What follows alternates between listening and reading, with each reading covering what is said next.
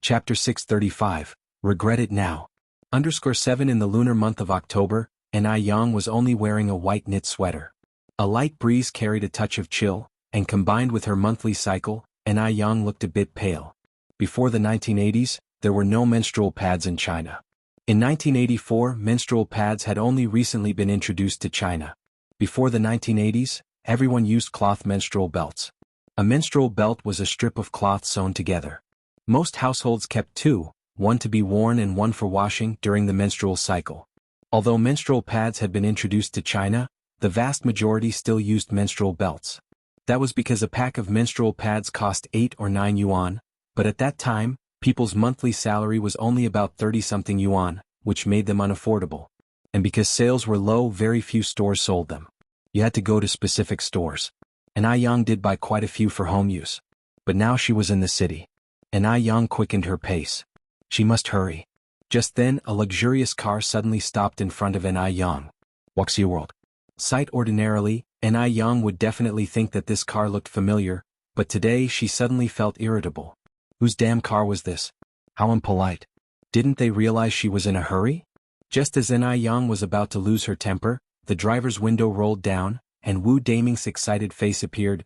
Sister-in-law. Sister-in-law. Before Yang could react, the back car door was pushed open from inside, and a long leg came into view first. Following the line of the leg upward, a clear-cut face came into view. Brother Mo. The anger within Yang vanished instantly. Yang. Mo Chishan walked over and gathered Yang into his arms. It's so cold out, why are you dressed so lightly? As he spoke, Mo Chishan took off his dark blue trench coat and wrapped it around Yang.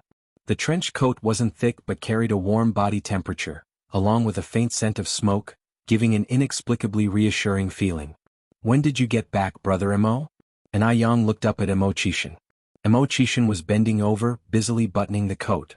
Just got off the plane. He had originally planned to surprise Yang, but after bumping into her on the street, Mo Chishan couldn't control himself anymore. Just then Yang felt another wave of pain from within her body. She grasped Mo Chishan's arm. Brother Mo, I gotta go, I need to make a trip to the store. What if she really bled profusely? I'll have Wu Daming drive you there. It's too cold to ride a bike. Look how pale your face is. Mo Chishan reached out to pinch her face. Not only pale but also icy cold. Yang hesitated for a second and then nodded. All right. Wu Daming efficiently shoved the bike into the trunk. Yang and Mo Chishan got into the back seat. Yang, are you not feeling well? Mo Chishan tightly clasped Yang's hand, finding that it was not warming up despite his efforts. No, I'm okay, Yang shook her head. Just drive me to the store up ahead. How was she supposed to tell him about this? Seeing Yang's hand resting on her belly, her face pale, her hands and feet freezing cold, Mo Chishan quickly concluded what was happening and told Wu Daming, who was at the driver's seat, Daming, speed up. The car quickly reached the store. Yang immediately leaned over to get out of the car, but was held back by Mo Chishan. Stay in the car, I'll go. Yang slightly frowned. Do you know what I need to buy? Mo Chishan's ears reddened for a moment. Yes. Are you sure you do? Mo Chishan's ears turned even redder. Yang's ears turned red as well. Oh my goodness. Could he possibly know what she was talking about? Wu Daming curiously turned his head. Brother 6, sister-in-law, what kind of riddle are you playing? What's all this talk about knowing or not knowing? You'll understand when you have a girlfriend. Mo Chishan looked up at Wu Daming. Wu Daming, yet another day being fed with dog food. He'll be right over. Mo Chishan closed the car door. Inside the store, Mo Chishan pointed to the red jar on the counter. I'll take that one. Most of the menstrual pads at this time were jar-packed. The salesgirl was a young lady. She had hardly seen any man buying these and her cheeks turned red too. She asked, Comrade, is this it? Mo Chishan first nodded, then shook his head. Give me the best one. Oh my goodness. Whose husband is this? So considerate. How about this imported one then? It's 18 yuan. Is this the best one? Mo Chishan asked. Yes. The sales clerk nodded. They'll take this one. The salesgirl was really excited. Whose husband is this considerate, willing to buy such expensive sanitary pads? After choosing the sanitary pads, Mo Chishan then went to the clothing store next door and bought a set of new clothes. Only then did he return to the car, stuffed the things into Yang's arms, and then directed Wu Daming to proceed to Wanqing Villa. And Ai Yang blushed as she glanced at the stuff in the bag. He didn't buy the wrong one. How did he figure it out? And Ai Yang tugged at Mo Qishan's sleeve, whispering, I need to go to the bathroom. Mo Qishan nodded, I know. Don't worry, we'll be there soon. Soon the car stopped in front of a beautiful villa. Mo Qishan got out of the car first and opened the door for Ai Yang. The moment Ai Yang stepped out of the car, she was scooped up in the arms of Mo Qishan. Ai Yang, who was caught off guard, let out a gasp and quickly wrapped her arms around Mo Qishan's neck. Put me down quickly. No. Mo Qishan turned to Wu Daming. Daming, you can leave first. Okay, Brother 6, remember to call me if you need anything. Wu Daming pointed to the pager in his pocket. Mo Qishan nodded, then carried Ai Yang into the villa. Brother Mo, I can walk on my own. Are you sure? Mo Qishan glanced at her abdomen. Ai Yang, crap. Although Mo Qishan doesn't stay in this villa often, it's regularly cleaned by someone. The interior was very clean. Mo Qishan led Ai Yang to the master bedroom, single-handedly pulled open the bathroom door, put Ai Yang down and said, There are new toiletries inside, I am outside, remember to call me if you need anything. Ai Yang nodded, reaching out to close the bathroom door. Soon there were sounds of splashing water coming from inside. Mo Qishan sat on the sofa in the living room, and in no time, there were a few cigarette butts in the ashtray. Ai Yang stayed in there quite a while. She washed her clothes and put them in the bag that used to hold her new clothes. Just as she came out of the bathroom, she saw Mo Qishan coming over with a bowl. Yang, get to the bed and rest. Drink this Angelica brown sugar water first. Ai Yang squinted her eyes, took a step forward, stood on a higher step than Mo Qishan, and reached up to rest her hand on his shoulder. Tell me, do you often flirt with ladies like this? Confess, it's less severe to confess than to resist. Young lady? Mo Qishan was taken aback. My oldest sister is 22 years older than me, my second sister is 18 years older than me, I don't have a younger sister. Chapter 636. To get rich, first build roads. Underscore 1. Ai Yang couldn't help but burst into laughter. Brother Mo, are you genuinely clueless or are you pretending? Mo Qishan said, I genuinely don't have a little sister. Ai Yang explained, the little sister I'm referring to is different from the one you're imagining. In this context, it's someone you're fond of, someone you yearn for when you don't see them for just a day. Men from the 80s had a bit of chauvinistic mindset, and sex education hadn't been popularized yet. It was rare for a man to understand a woman's needs so well. Yet Mo Qishan knew to buy sanitary pads, laundry items, and even knew about Angelica brown sugar water. It was clear he had experience doing such things. There is a beauty unforgettable at first sight. If I don't see her for a day, I'll be consumed by thoughts of her. Mo Qishan casually placed the bowl on the side table, taking the initiative by pulling Ai Yang into his arms. Yang, you are my little sister. Ai Yang froze for a moment but then leaned into his embrace. The simple hug lasted for about 2 minutes. Then Mo Qishan let go of Ai Yang and nudged her onto the sofa. Hurry up and drink the sweet soup before it cools down. Ai Yang took the porcelain bowl, and to think you claimed you hadn't courted other little sisters before? Wuxia world? Sight Wuxia world. Sight. My sense of smell is naturally sharper than others, Mo Qishan explained. And this? I asked Aunt Lisa, our cleaning lady. His face turned red as he spoke. It was his first time ever asking such questions. Even Aunt Lisa was taken aback. While Ai Yang was bathing, Aunt Lisa kept stealing glances, curious to see what the girl who had charmed their master looked like. Really? Ai Yang was skeptical. Really? Mo Qishan held up 3 fingers. Boss, I swear you're the only little sister I've ever had. Ai Yang took a sip of the Angelica brown sugar water. Then I guess I'll reluctantly believe you this time. Yang, do you want to rest a bit on the bed? Mo Qishan asked next. No need. Perhaps because of the Angelica brown sugar water, Ai Yang didn't feel any abdominal pain today. It's getting late, I should head back. She had been in the bathroom for an hour. Combined with the time she spent on the road, it was already after 5 in the afternoon. The sunset streamed in through the window, bathing the room in a golden glow. It was beautiful and peaceful. Leaving so early? Mo Qishan reached for the empty bowl. It's already past 5. Ai Yang pointed to the clock on the wall. Mo Qishan picked up his coat, casually draping it over his body. Then I'll escort you home. No need, I can take a taxi back. You should go home and check in, I'm sure your parents are waiting for you. Ai Yang said. Emo Chishin laughed. They don't know I'm back today. Come on, I'll take you. All right. And Ai Yang nodded. Just as they were about to leave, Aunt Lisa came in to pick up the empty bowl. Aunt Lisa, this is Miss Ai. Emo Chishin introduced. Aunt Lisa, a blonde, blue-eyed woman from M country. To be accurate, aside from Wu Daming, everyone around Emo Chishin was a foreigner. Looking at Ai Yang, Aunt Lisa's eyes gleamed with appreciation. Hello, Miss Ai. My God. This Eastern girl is too pretty. No wonder our master is so smitten with her. Hello, Aunt Lisa. Ai Yang greeted her warmly. Though she was beautiful, she didn't come off as aloof. She gave off a friendly vibe, unlike some who strutted around with an arrogant attitude because of their looks and talent. Emo Chishin escorted Ai Yang out of the villa. Somehow, Wu Daming was already waiting outside the villa gate. On seeing Emo Chishin and Ai Yang approach, he immediately opened the car door. Brother 6, sister-in-law 6. Go to your sister-in-law's house, Emo Chishin responded gruffly. Okay. Wu Daming was a skilled driver, and they soon arrived at the entrance of Jinghua village. The roads in Jinghua village weren't great, and the sedan had a low ground clearance so it couldn't be driven in. They had to park outside the village. Wu Daming said, Sister-in-law, didn't I hear you bought a place in the city? Yeah. Ai Yang nodded. Wu Daming continued, then why haven't you moved in? City commute is so convenient. I'll take at least 10 minutes to walk from here to your house. Chapter 637. To get rich, build the road first. _2. Ai Yang said with a smile, the city is too noisy. The countryside is more serene. It's a good opportunity to get some exercise on the walk home. Even though the city was bustling, Ai Yang felt no sense of belonging there.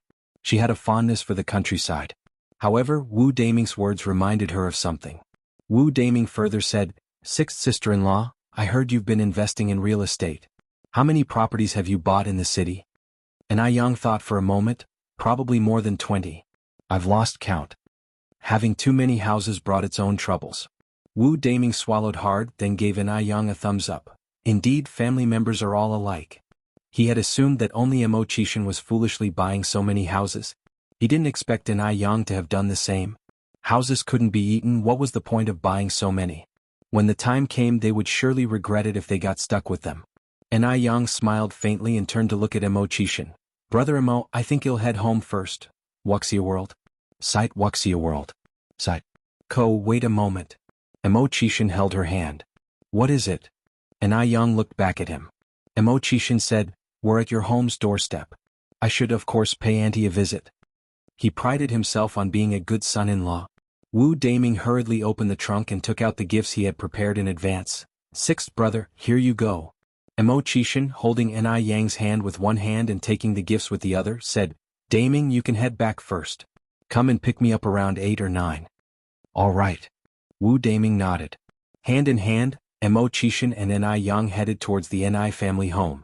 Even though night had fallen, they still encountered quite a few villagers. Emo Chishin was a very polite young man and greeted everyone they met. Ai Tsuehua was cooking in the kitchen. They were having a hot pot dinner that evening, and the aroma of stir-fried hot pot base wafted through the yard. Upon seeing Emo Chishin, Ai Tsuehua expressed her surprise. Xiaoma, when did you come back? Emo Chishin replied, Auntie, I took the 1 o'clock flight this afternoon. Ai Tsuehua nodded.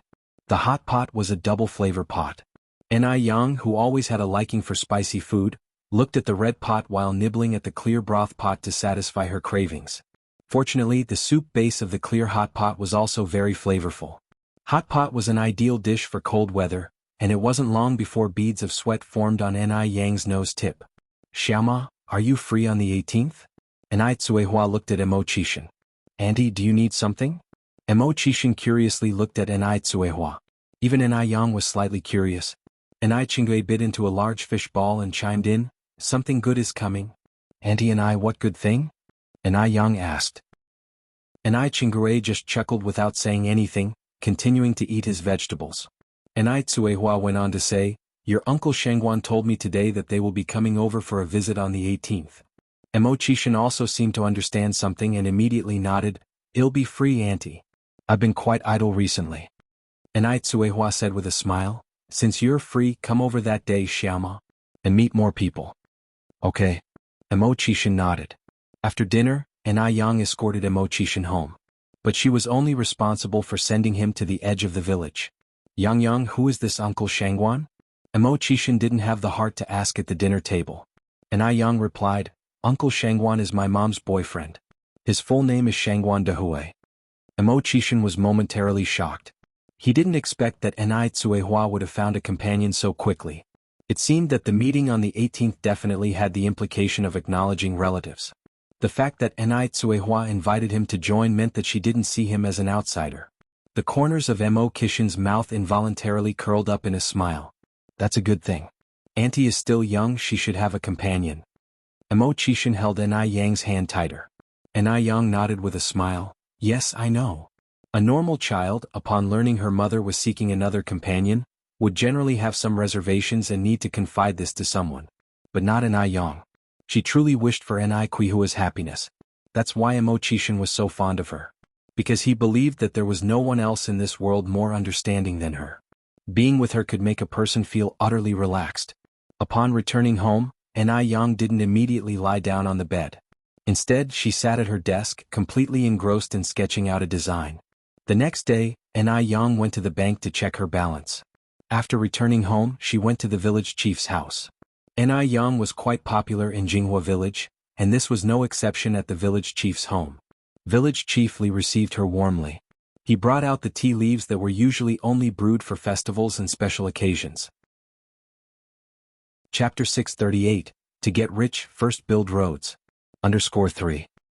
Nai Yang stood up, took the teacup handed over by the village chief and said, You really don't have to be so polite, village chief.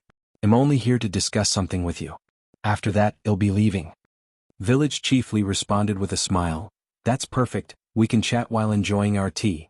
Nai Yang sipped her tea and continued, Village chief Li, the roads in our village become muddy every time it rains. It is very inconvenient for the elderly and children to walk on them. Yang, are you thinking about fixing the road? Village chief Li inferred from Nai Yang's words. Yes, Nai Yang nodded in confirmation. Village chief Li took a puff of his cigarette. Yang, you know the situation in our village. Before you came back, everyone couldn't even afford meat. At the moment, there is no supportive policy from the government. Talking about road construction is easy, but it requires a substantial amount of money. Even if each household in our village could contribute 100 yuan, it would not be sufficient to cover the costs. Road construction requires stones, cement, sand, and the wages and living allowances of the workers. Altogether, it would cost at least over 100,000 yuan. That isn't a small amount of money. Nai Yang took out a small notebook and continued, Village chief Li, I've calculated that our village needs about 20 kilometers of cement road. Building a road about 5 meters wide and 20 centimeters thick, would require approximately 240 tons of cement, 1,920 tons of sand, and including labor costs and so on, it would cost around 100,000 yuan. I will cover this 100,000 yuan. In the era that followed, based on the price of 138 yuan per meter, a 20-kilometer cement road would cost at least over 2 million yuan. However, this was the cheap and economical 1980s after all. To get rich, build roads first. Nai Yang had thought it through. She wanted to help build the road in Jianghu village. Only in this way, she thought, could the village further develop in the future. Wuxia world. Sight upon hearing her words, village chief Li was stunned. Yang, what did you just say? 100,000 yuan. That was not a small sum. Nai Yang said, Village chief Li, you heard me right. I am completely sober. I want to build a road. Village chief Li took a deep puff of his cigarette. Yang, does your mother know about this? Nai Yang nodded. Don't worry, I've already discussed it with my mom. Nai Tsuehua was also a very grateful person. The villagers of Jianghu village had always treated her and her daughter well. Now that their economic conditions had improved, it was only right for them to give back to Jianghu village. Helping others can be a form of self-help too. Yang, are you really not joking with me? Village chief Li still found it hard to believe. Nai Yang said very seriously, Village chief Li, you don't have to worry. I'm not joking with you. If you agree to construct the road, we can start implementing it tomorrow. Then the construction team can come to me for reimbursement. Yang, on behalf of all the villagers, thank you. Village chief Li stood up and bowed to Nai Yang. At a certain medical laboratory, a thin woman clad in a white lab coat and wearing a face mask was bustling around the lab bench.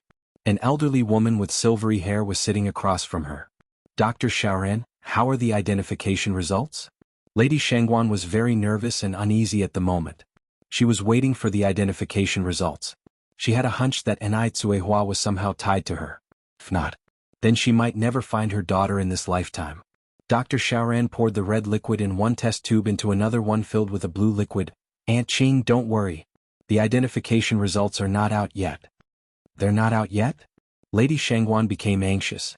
Didn't they say the results would be out in 3 months? How come there are still no results yet? Dr. Xiaoran apologized. There is a problem with the identification machine, so it may take a while longer. Aunt Qing, I'm really sorry to have kept you waiting all this time.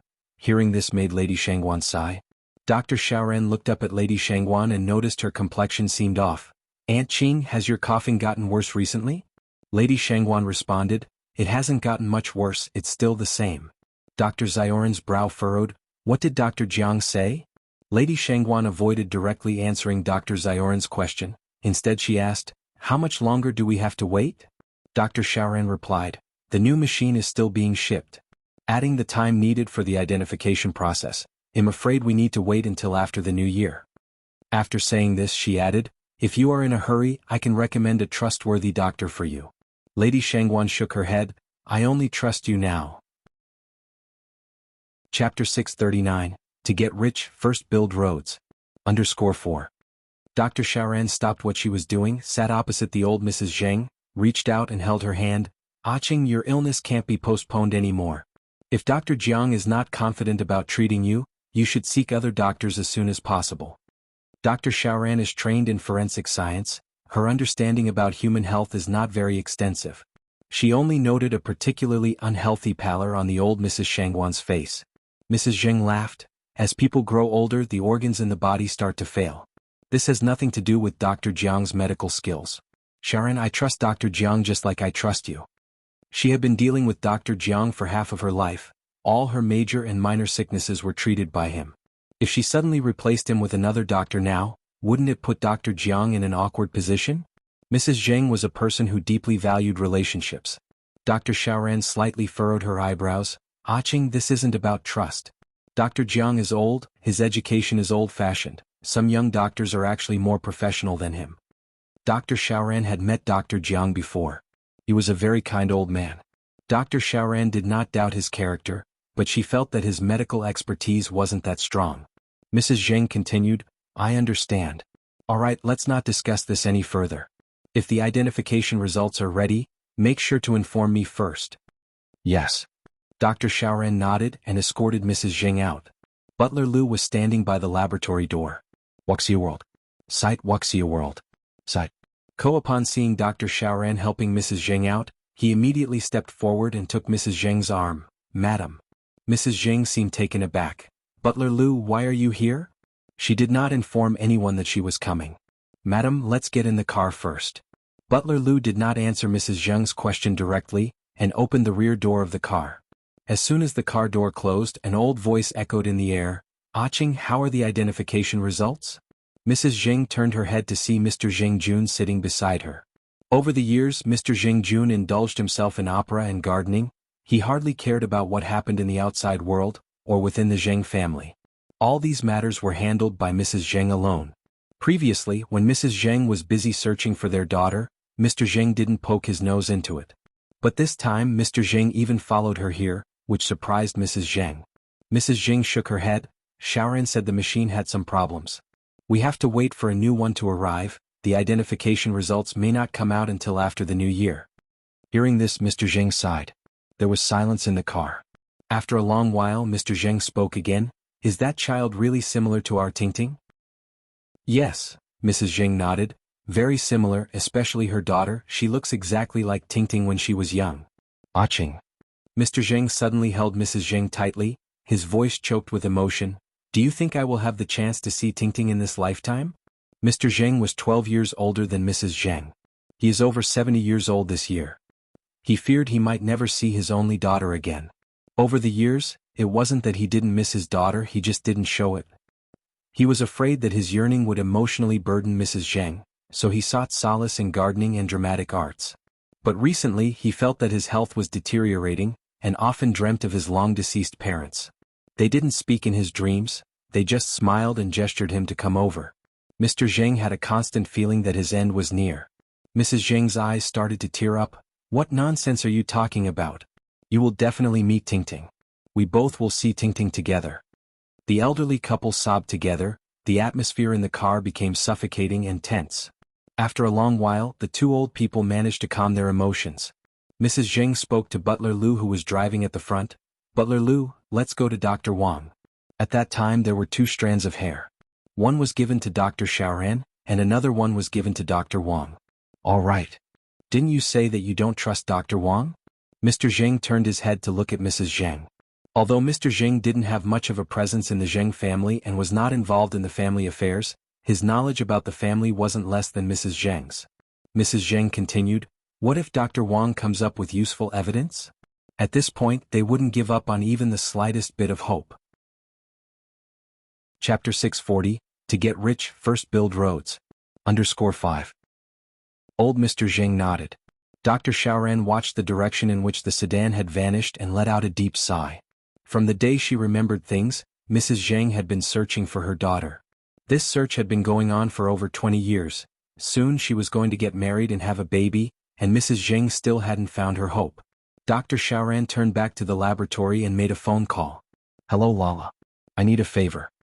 A pretty voice came from the other end. What is it, Xiaoran? There's something wrong with my detector here. Can you help me with a DNA identification? Sure. Thank you, Lala. Dr. Xiaoran continued, then I will bring it to you right away. The person on the phone with Dr. Xiaoran is Zhou La, her college classmate and a very good friend. Although Mrs. Jiang doesn't believe in others, Dr. Xiaoran believes in Zhou La. Instead of waiting like this, it's better to let Zhou La do the identification first. With it under her name, no one would be the wiser. Wuxia World. Site Wuxia World. Site. After hanging up the phone, Dr. Xiaoran rode her bicycle to deliver the materials to Zhou La. Zhou La is a very enthusiastic person. She took the materials. Rest assured, Xiaoran. I've got this. Dr. Xiaoran hugged Zhou La. Thank you so much. That aunt of mine is really anxious to find her biological daughter. You're welcome. Zhou La patted Dr. Xiaoran on the back. She too had experienced the pain of losing a loved one, so she knew the pain of parting. Here. Old Mrs. Jiang and old Mr. Jiang arrived at Dr. Wang's place. Dr. Wang warmly welcomed the elderly couple. Old Mrs. Jiang made her request directly without beating around the bush. Dr. Wang pushed up his glasses that were resting on his nose bridge. Mr. and Mrs. Jiang, please be mentally prepared. Old Mrs. Jiang nodded. Old Mr. Jiang took a sip of water from the cup he held.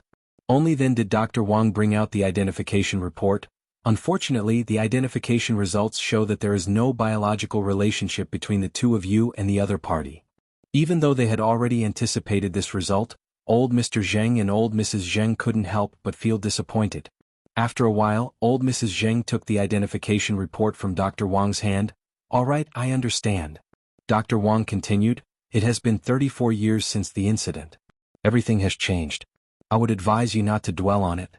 The greater the hope, the greater the disappointment. At your age you cannot withstand the turmoil or shocks. Living in the present is most important. Old Mrs. Jiang nodded. Old Mr. Jiang angrily stood up, his eyes bloodshot. Go to hell with your living in the present. Because the lost one isn't your daughter. For many years, this was the first time that old Mrs. Jiang saw old Mr. Jiang lose his temper like this. She looked at old Mr. Jiang and tears streamed down her face. It turns out, the person who seems to care the least is the one who cares the most. Dr. Wang was startled, his voice trembling. Mr. Jiang, getting angry won't help this situation. It had been 33 years, who knew if their daughter was dead? Let's go. Old Mrs. Jiang took hold of old Mr. Jiang's arm. Old Mr. Jiang pinched his temples, following old Mrs. Jiang out. Your grandpa sure has quite a temper. As the old couple left, a young man and woman appeared from the yard. Zheng Xianjing took a deep breath. My grandfather just misses my aunt too much. I just remembered that I have something to do. I have to go now. Please tell my uncle not to be angry with my grandpa. The young man had a look of regret on his face, reaching out to hold Zheng Xianjing's hand. Xianjing, didn't we agree to go watch a movie later? This young man was none other than Dr. Wang's son, Wang Xiaoxing. Zheng Xianjing said, I really do have something. When I'm free, you'll definitely go to the movies with you. At this point, Wang Xiaoxing had no value left. Naturally she was ready to kick him aside. She would marry Mr. Mog if she were to marry. For men like Wang Xiaoxing, he barely qualified to be her shoe carrier. What about us? Zheng Xianjing feigned ignorance. What about us? Wang Xiaoxing said, I mean our relationship, Xianjing. Didn't you say that you would consider me, give me a chance? Zheng Xianjing regretfully said, Xiaoxing, I think I need to consider that. Chapter 641. To get rich, first build roads. _6. Why? Wang Xiaoxing became impatient. Zheng Xianjing replied calmly, Xiaoxing, you need to calm down. Matters of the heart are not to be taken lightly. I cannot make decisions in haste. Moreover, from our time spent together, I feel we are not right for each other. You deserve better. Wang Xiaoxing was rooted to the spot. He didn't understand where he had gone wrong. Zheng Xianjing didn't give Wang Xiaoxing much time to think. She turned and left. She needed to rush home and share the good news with Lingling. Zheng Xianjing arrived home almost at the same time as the elderly Mr. and Mrs. Zheng. As soon as they arrived home, they noticed Lingling applying medicine to Suyu's wound on the couch. Startled by the noise at the door, Suyu screamed out, Ghost? A ghost? The ghost is coming to kill me. Lingling comforted Suyu softly, Auntie, don't frighten yourself. There are no ghosts in this world. It's just Mom and Dad who are back. Instead of calming down, Suyu seemed even more terrified, her eyes full of fear. She clung onto Lingling's sleeve tightly. It's a ghost. They won't let me go. They're after me. Suyu. Mrs. Zheng hurried over. What happened her? She asked Lingling. She fell down the stairs by accident. Look, her arm is bruised. Lingling rolled up Suyu's sleeve. She refused to let the doctor apply medicine. Wuxia world. Site Wuxia world. Site. C0 Mrs. Zheng sighed. Zheng Xianjing gave Lingling a knowing look and took the medicine from Lingling's hand. Mom, let me apply the medicine, Auntie listens to me best.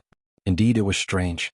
Whenever Suyu was confused and lost, only Xianjing managed to calm her down. Lingling successfully understood her daughter's glance and addressed her parents. Mom, Dad, where have you been? Mrs. Zheng said, Your father and I went for a stroll. Oh. Lingling nodded. You both do need to go out more often. Being cooped up at home isn't good. What a stubborn old woman. Still trying to keep things from her? Did she really think that Lingling was oblivious?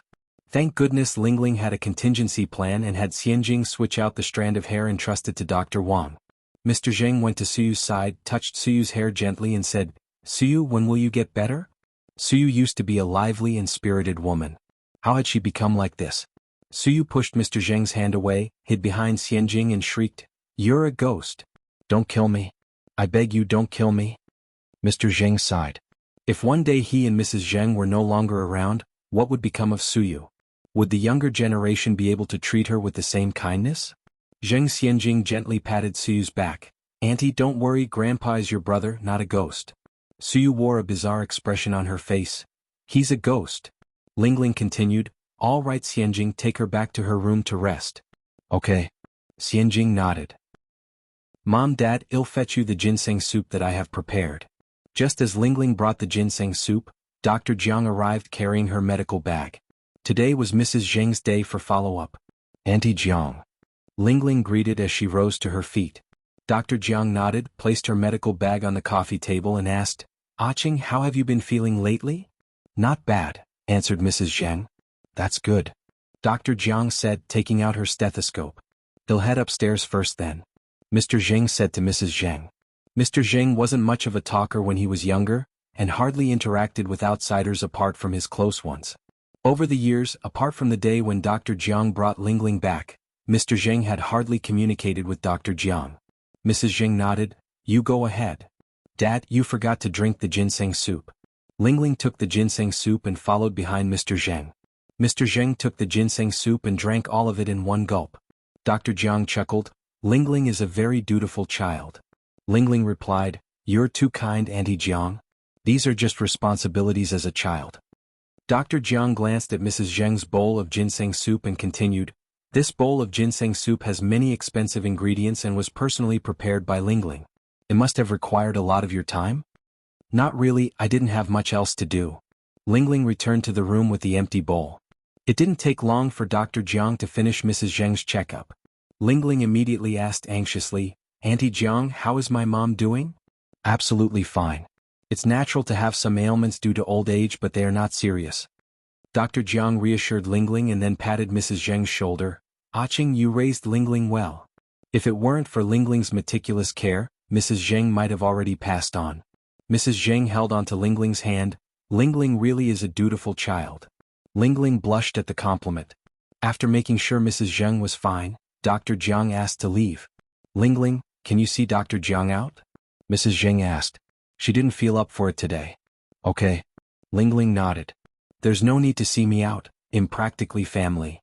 Dr. Jiang replied as she picked up her medical bag. Lingling laughed as she walked Dr. Jiang out. "Auntie Jiang, you've done so much for my mom." Once outside, Lingling seemed to remember something. "Auntie Jiang, my father's been feeling unwell lately. Do you have any calming or soothing medicine?" "I do." Dr. Jiang nodded, taking out a white bottle of pills, half a pill at a time once a day. "Make sure not to overdose, every medication has side effects." Lingling received the bottle from Dr. Jiang. "Understood, I'll keep that in mind." Dr. Jiang turned back to look at Lingling. "You can stop here." But Lingling continued walking with Dr. Jiang. "Dr. Jiang, today my mom went to see Dr. Wang. But it seems the results weren't very good. I don't know if my mom will be able to find my sister in this lifetime." Dr. Jiang sighed. "No wonder your mom seemed a bit off today. It's understandable considering she's worried. It's been so many years, but you never know. Life often surprises us. She might find her any day now. But on the other hand, if she can't find her, you're her only child now. Make sure to comfort her." Lingling nodded, accompanied Dr. Jiang to the edge of the road. "Please be careful on the road, it's getting dark." "I know. You should go back now." Dr. Jiang waved goodbye as she left. Chapter 642, Shengguan Furong was slapped _1 Zheng Lingling did not go back immediately, instead watching as Dr. Jiang's figure disappeared into the twilight. Dr. Jiang is about the same age as old lady Zheng, in her 60s this year. She has never married and currently lives alone. As soon as Zheng Lingling returned to the villa, old lady Zheng asked, "Has your Aunt Jiang gone home?" Zheng Lingling nodded. Old lady Zheng continued, "Your Aunt Jiang lives alone, so if you have time, remember to take Xianjing to visit her. If it weren't for your Aunt Jiang bringing you home all those years ago, where would we niece and aunt have the chance to meet? Blink and over 30 years have passed and your Aunt Jiang is old now." Again bringing up the past. This damn old woman just can't forget about those years. She has changed her tone and called her mother, but this damn old woman always remembers their relationship as aunt and niece. She never really considered her a daughter. All the filial piety over the years went down the drain. Zheng Lingling clenched her teeth in anger, but still had to put on a smile. "All right, Mom." Old lady Zheng nodded. "I'm going to my room first." Wuxia World? Site Wuxia World. Site. Mom, dinner is about to be served. Zheng Lingling said. Old lady Zheng said, "You go ahead and eat. I've just had some ginseng soup and am not hungry." Zheng Lingling anxiously said, "How can you not eat dinner? Should I bring it up to you later?" "No need." Old lady Zheng waved her hand. On this October night, the stars in the sky were sparse and clear. Mr. Zheng stood on the third-floor terrace, looking up at the sky with his hands behind his back, his eyes showing an indescribable look. The terrace was designed as a sky garden, where Mr. Zheng typically enjoyed sitting in a lounge chair amidst bunches of flaming torches and listening to the opera. Old lady Zheng walked up to Mr. Zheng and said in as light a tone as possible, "What are you thinking about?" "I was thinking about our Tingting." Mr. Zheng's voice was very calm. "Over 30 years have passed, I wonder how Tingting is doing now." Old lady Zheng reached out and held Mr. Zheng's hand. "Tingting must be doing well." Mr. Zheng nodded. Zheng Xianjing came in from outside with a tray. "Grandpa, Grandma, it's time to eat." The old couple wiped away their tears at the same time.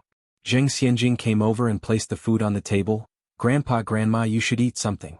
How can you not eat anything?" Old lady Zheng nodded. Jinghua Village.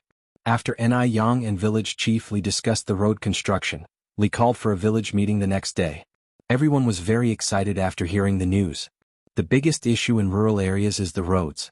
Bad roads mean that vehicles cannot enter, which hinders development. Moreover, during rainy days the dirt roads would become extremely muddy. This not only inconvenienced the elderly and children, but also leaves everyone covered with mud. Ni Yang funding the road construction could be considered a great deed. Village chief, is this true? The others joined in the discussion as well. Village chief Li laughed. Matsi, look at what you're asking. Would I joke about something like this? This is fantastic. Yang Yang is our village's little lucky star. What do you mean little lucky star? She's a big lucky star. Village chiefly continued, everyone quiet down. The thing is, since Yang Yang is funding this, we can't be inconsiderate. My suggestion is that each household contributes labor if they can, and if they can't, they can provide meals. We can't let Yang bear all the work, labor and expenses alone. Okay, I have no objections. I don't have any objections either. Village chiefly smiled. Since everyone agrees, then it is settled. Meeting adjourned. The next day, village chiefly brought in a construction team. Everyone with free time at home voluntarily came over to help. During the afternoon, they even took the initiative to bring snacks and tea to the construction team. When the surrounding villages found out that Jianghu village was building a road, they couldn't help but feel envious. Today is the 18th, the day the Shengguan family is coming to the Ni family for a visit and to acknowledge relations. To show their regard for the Shengguan family, and also to properly entertain them. Ni Cuihua and Ni Yang moved to their new house a day earlier. Everything in the new house is new with nothing to move as long as people move in, that was all. And Ni Qingui lives next door, which makes sharing meals convenient. Emo Qishan came early in the morning. Today Ni Qingui also took a special day off. Chapter 643, Shengguan Furong was slapped _2. Ni Cuihua placed the breakfast on the table and said to Ni Yang, Yang, go and invite Grandma Lu over for breakfast. Usually, Grandma Lu lives alone. Today there were a lot of people around, so it would be a chance for her to mingle. All right. Ni Yang nodded. He'll go with you. Emo Qishan stood up to follow Ni Yang. Along the way, Emo Qishan curiously asked, Yang, who is Grandma Lu? Grandma Lu is a very kind old lady. She has no children and lives alone usually. While saying this, Ni Yang seemed to suddenly remember something and raised her wrist. Oh yes, this bracelet was given to me by Grandma Lu. Emo Qishan held Ni Yang's wrist and squinted at the bracelet. This bracelet? What about this bracelet? Ni Yang asked. Emo Qishan said, this bracelet seems to be from the Ming dynasty. Ming dynasty? Although Ni Yang knew this bracelet must be valuable, she never would have thought it was from the Ming dynasty. Emo Qishan nodded slightly. This Grandma Lu must have been born into a wealthy family, right? Ni Yang continued, it is said that Grandma Lu was a landowner's daughter in the past. Later, due to wars, she fled here. As they were talking, they arrived at Grandma Liu's house before long. Wuxia World. Site Wuxia World. Site Grandma Lu was feeding ducks in the yard. Grandma Lu. Yang is here. Grandma Lu looked up with a beaming smile. Good day, Grandma Lu. Emo Qishan greeted politely. Although most villagers already knew Emo Qishan, Grandma Lu did not. She rarely went out and had been sick in bed for a while. Who is this young man? Grandma Lu looked at Emo Qishan curiously.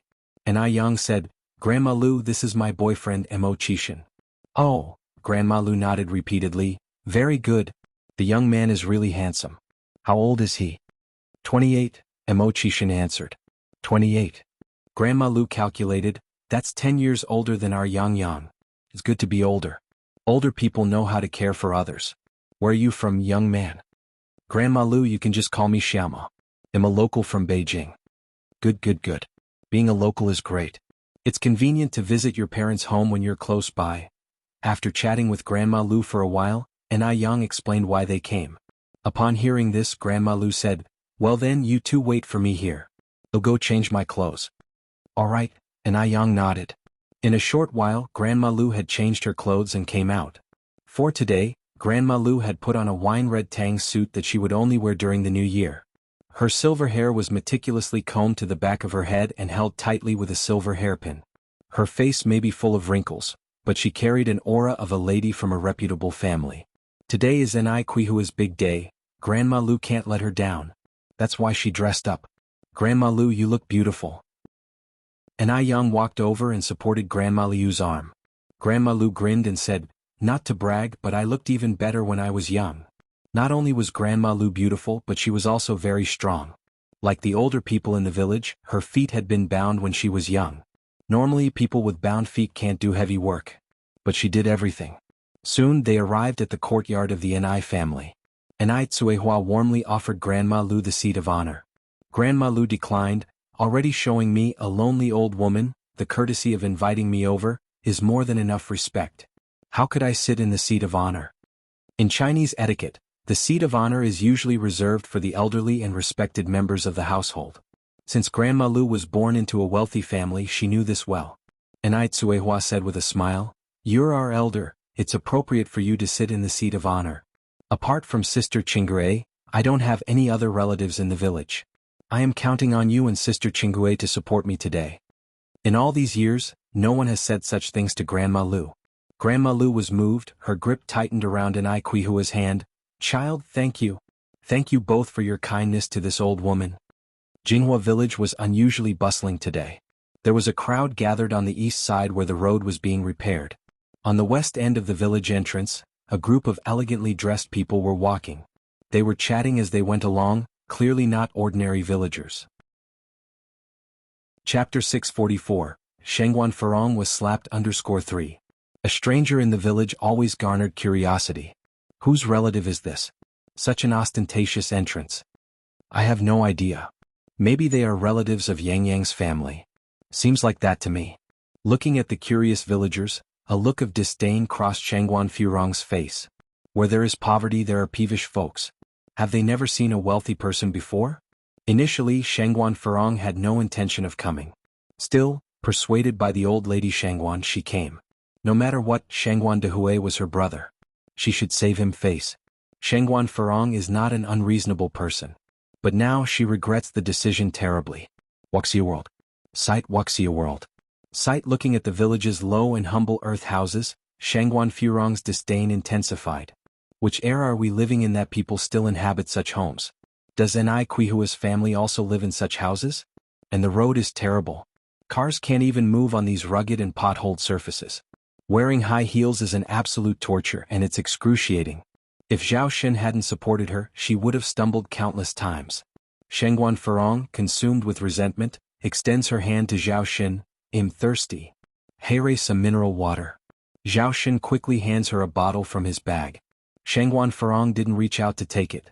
Zhao Xin asked, puzzled, "What's the matter?" Shengguan Furong replied irritably, "Open it. Are you dead man?" "Oh. I'll open it for you now." "Shengguan," cries the old lady, "all you know is how to bully Zhao Xin." "Ask Zhao Xin if I bulldoze him," counters Shengguan Furong's. "No, my mother, you misunderstand. Furong never bullies me," Zhao Xin responds instantly. The old lady Shengguan shakes her head helplessly. For Furong to marry Zhao Xin in this life, it must have been because she had accumulated a great deal of good karma in her previous life. Who else could tolerate her? The Zhao family are all honest people. Even Shengguan Furong's mother-in-law hardly dares say a harsh word to her. This was Shengguan Zai's first time in the countryside, and her eyebrows and eyes were filled with curiosity. The air in the countryside is so fresh. Wow. Is that sugar cane? Shengguan Su knocked Shengguan Shi on the head. "That's corn." Shengguan Shi stared at Shengguan Su. "So smart of you." "I intentionally said sugar cane. I'm old enough. Don't I recognize crops?" Shengguan Su shrugged. Yes, you know them all. Of course I recognize them."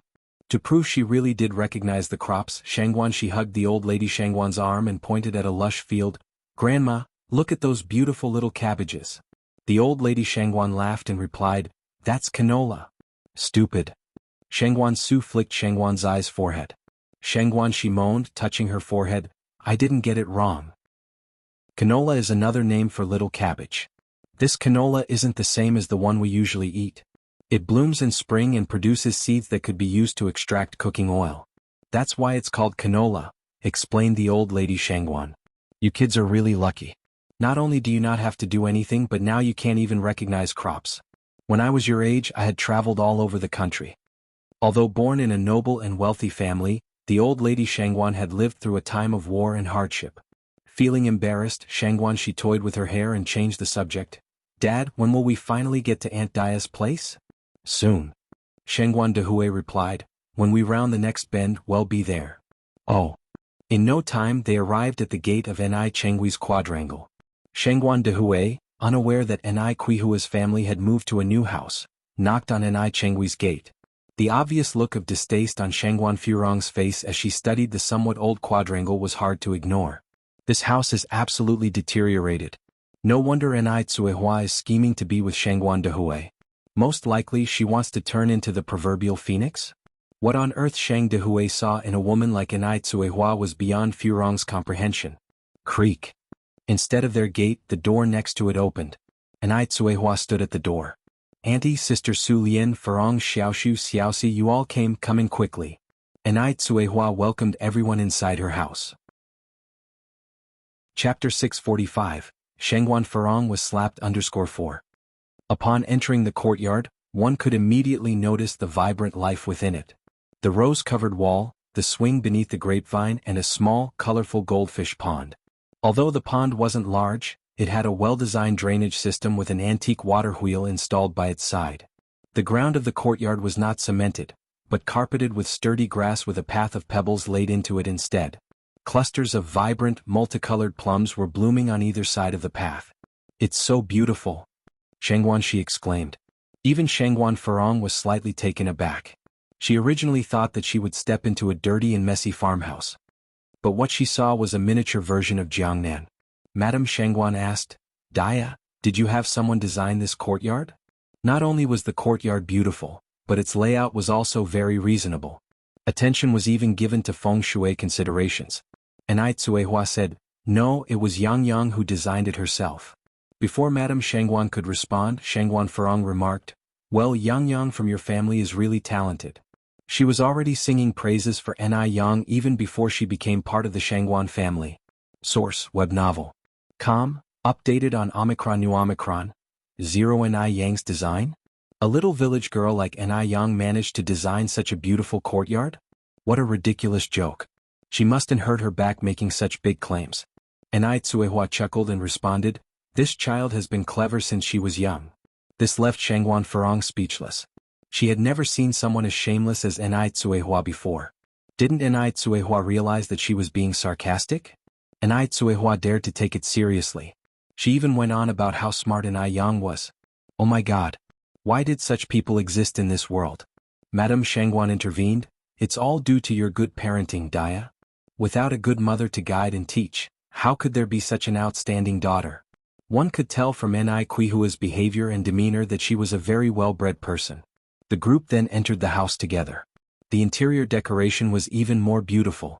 The modern minimalist style was embellished with classical elements, perfectly combining a sense of the past and the present. The hand-painted plum blossoms on the wall seemed to be blooming in snow. Anai Tsuehua took the initiative to introduce everyone.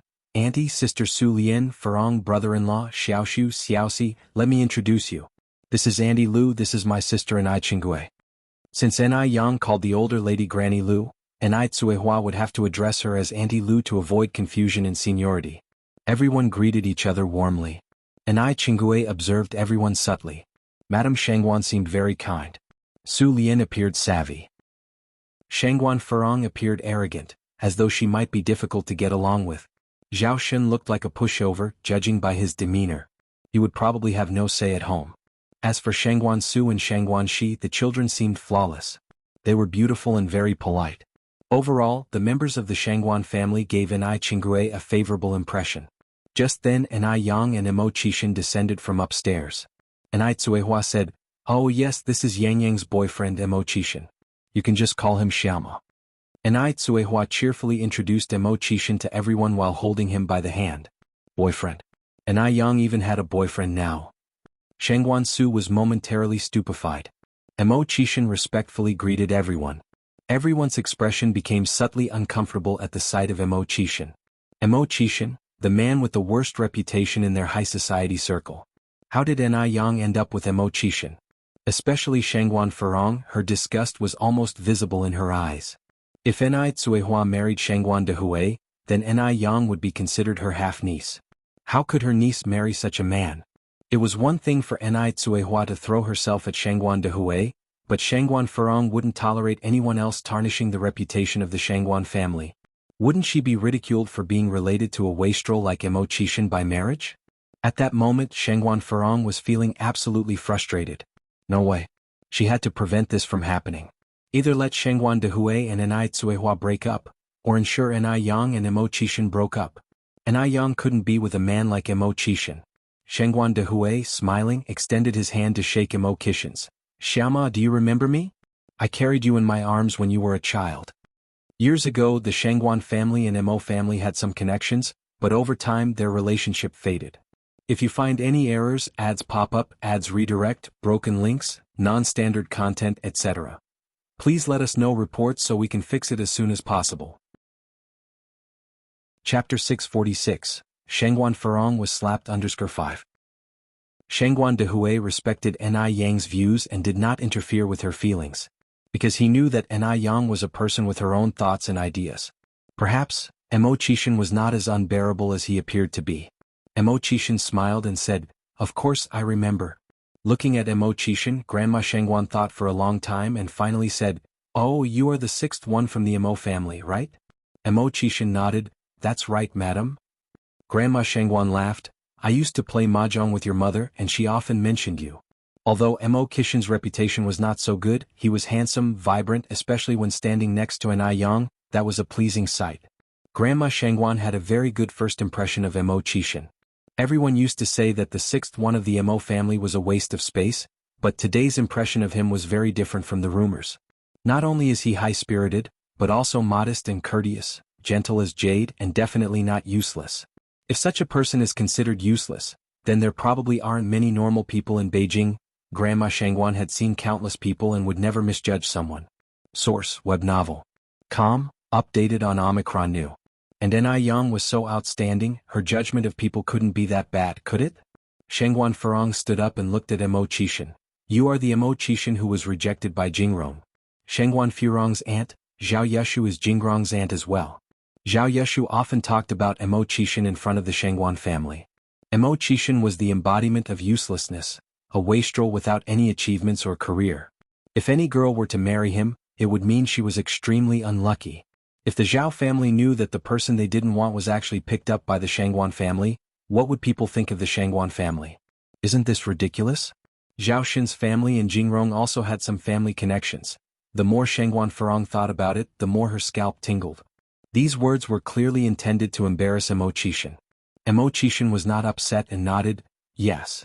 He had heard countless sarcastic comments, so if he were to care about each one he would probably have died of anger by now.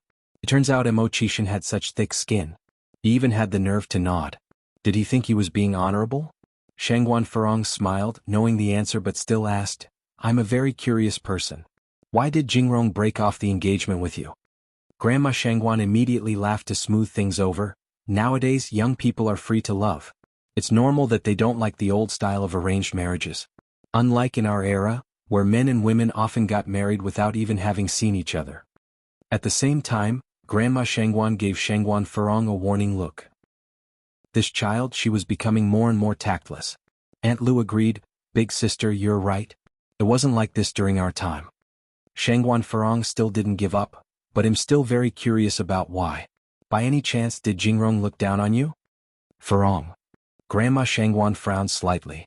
Zhao Xin carefully tugged at Shangguan Furong's sleeve, whispering, "Furong, I think Mom seems angry." Shangguan Furong glared at Zhao Xin. Ni Yang walked over with a smile, curling her arm through Mo Qishan's. "Why bother about the reason I like Brother Mo, and Brother Mo also likes me, so he broke off the engagement with Zhao Jingrong." Just as Shangguan Furong was about to say something else, Ni Yang interjected, "Aunt Furong, do you know why Xiaoming's grandmother lived to the age of 103? Shangguan Furong asked subconsciously, "Why?" Ni Yang said lightly, "Because Xiaoming's grandmother never interfered with others' affairs." "I wish you also a long life." Ni Qingui almost laughed out loud. Even Shangguan, she wanted to applaud Ni Yang. What a great answer. In short life? Shangguan Furong was so angry that she almost passed out on the spot. This Ni Yang was completely ungrateful. Even after she showed her the true face of Mo Qishan, not only did she not show any gratitude, she even insulted her. She was absolutely without any manners. And yet, she couldn't think of any way to rebut this. "Brother Mo, let's go to the kitchen and prepare the food." Ni Yang looked up at Mo Qishan. "All right." Mo Qishan nodded. The two of them said goodbye to everyone and headed towards the kitchen. Shangguan Su watched their retreating figures. He seemed to be in a daze. With Ni Yang's conditions, she could have found someone better. Why does it have to be Mo Qishan? If you find any errors, ads pop up, ads redirect, broken links, non-standard content, etc., please let us know reports so we can fix it as soon as possible. Chapter 647, Shengguan Furong was slapped _6. Moreover, it was evident that Ni Yang was very protective of Mo Qishan. Did Mo Qishan really possess some extraordinary qualities? Ni Yang and Mo Qishan went into the kitchen. Brother Mo, I'm sorry for making you feel embarrassed. Ni Yang gripped Mo Qishan's hand. Mo Qishan's thin lips parted slightly. So you're gonna comfort me? Should I hug you then? Ni Yang pulled Mo Qishan into a hug. Mo Qishan chuckled, patting her hair. Is this what you call an embarrassment? You're really not angry? Ni Yang looked up at Mo Qishan. Mo Qishan shook his head. There's no need to be angry over such a trivial matter. If he cared about his reputation, he wouldn't have become the person he is today. His current status allows him to see many things that can't be seen from a high position. Like the human heart. Grandma Shengguan took an opportunity to pull Shengguan Furong into a corner, admonishing her harshly, and only then did Shengguan Furong finally calm down. Source: web novel. Calm, updated on Omicron New. She stopped picking at things during lunch. Of course, it might also be because Ni Yang's cooking was too delicious. The dishes on the table were quite unusual, such as grilled fish, sour fish, boiled meat, hot pot, which were unfamiliar to everyone. Beijing people generally like spicy food, and this meal was perfectly to their taste. Shengguan, she was utterly amazed. Yang, the food you cook is really delicious. Even better than the pickled fish noodles and Kanto stew you sell in your restaurant. Absolutely, Grandma Shengguan also gave Ni Yang a thumbs up. Ni Yang's cooking skills were absolutely divine. Shengguan Furong looked up at Ni Yang. The food was very delicious. Ni Yang's face was pretty too. Beyond these two advantages, it seemed hard to find other advantages in Ni Yang. Considering her status in the circle, she could find someone better for Ni Yang than Mo Qishan. Shengguan Furong narrowed her eyes, plotting inside. After dinner, Shengguan Dehui and Ni Tsuehua took everyone to stroll around the village. Ni Yang and Mo Qishan stayed in the kitchen to wash the dishes. Only Ni Qinggrei and Grandma Shengguan remained in the house. Grandma Shengguan tactfully mentioned the wedding date of Ni Tsuehua and Shengguan Dehui to Ni Qinggrei. It wouldn't be right to talk about this matter directly with Ni Tsuehua. It was more appropriate to discuss it with Ni Qinggrei. Qinggrei, both of them are not young anymore. I was thinking if they can marry early, they should marry early so as to avoid any additional troubles. If Daya is not willing to move to my place, it's fine for Dehui to accompany her here, as long as they visit me once a week. Grandma Shengguan was not the kind of person who wouldn't make a concession. Ni Tsuehua had lived here for a long time and was used to it. If she suddenly had to move to the Shengguan's house, she would definitely feel uncomfortable.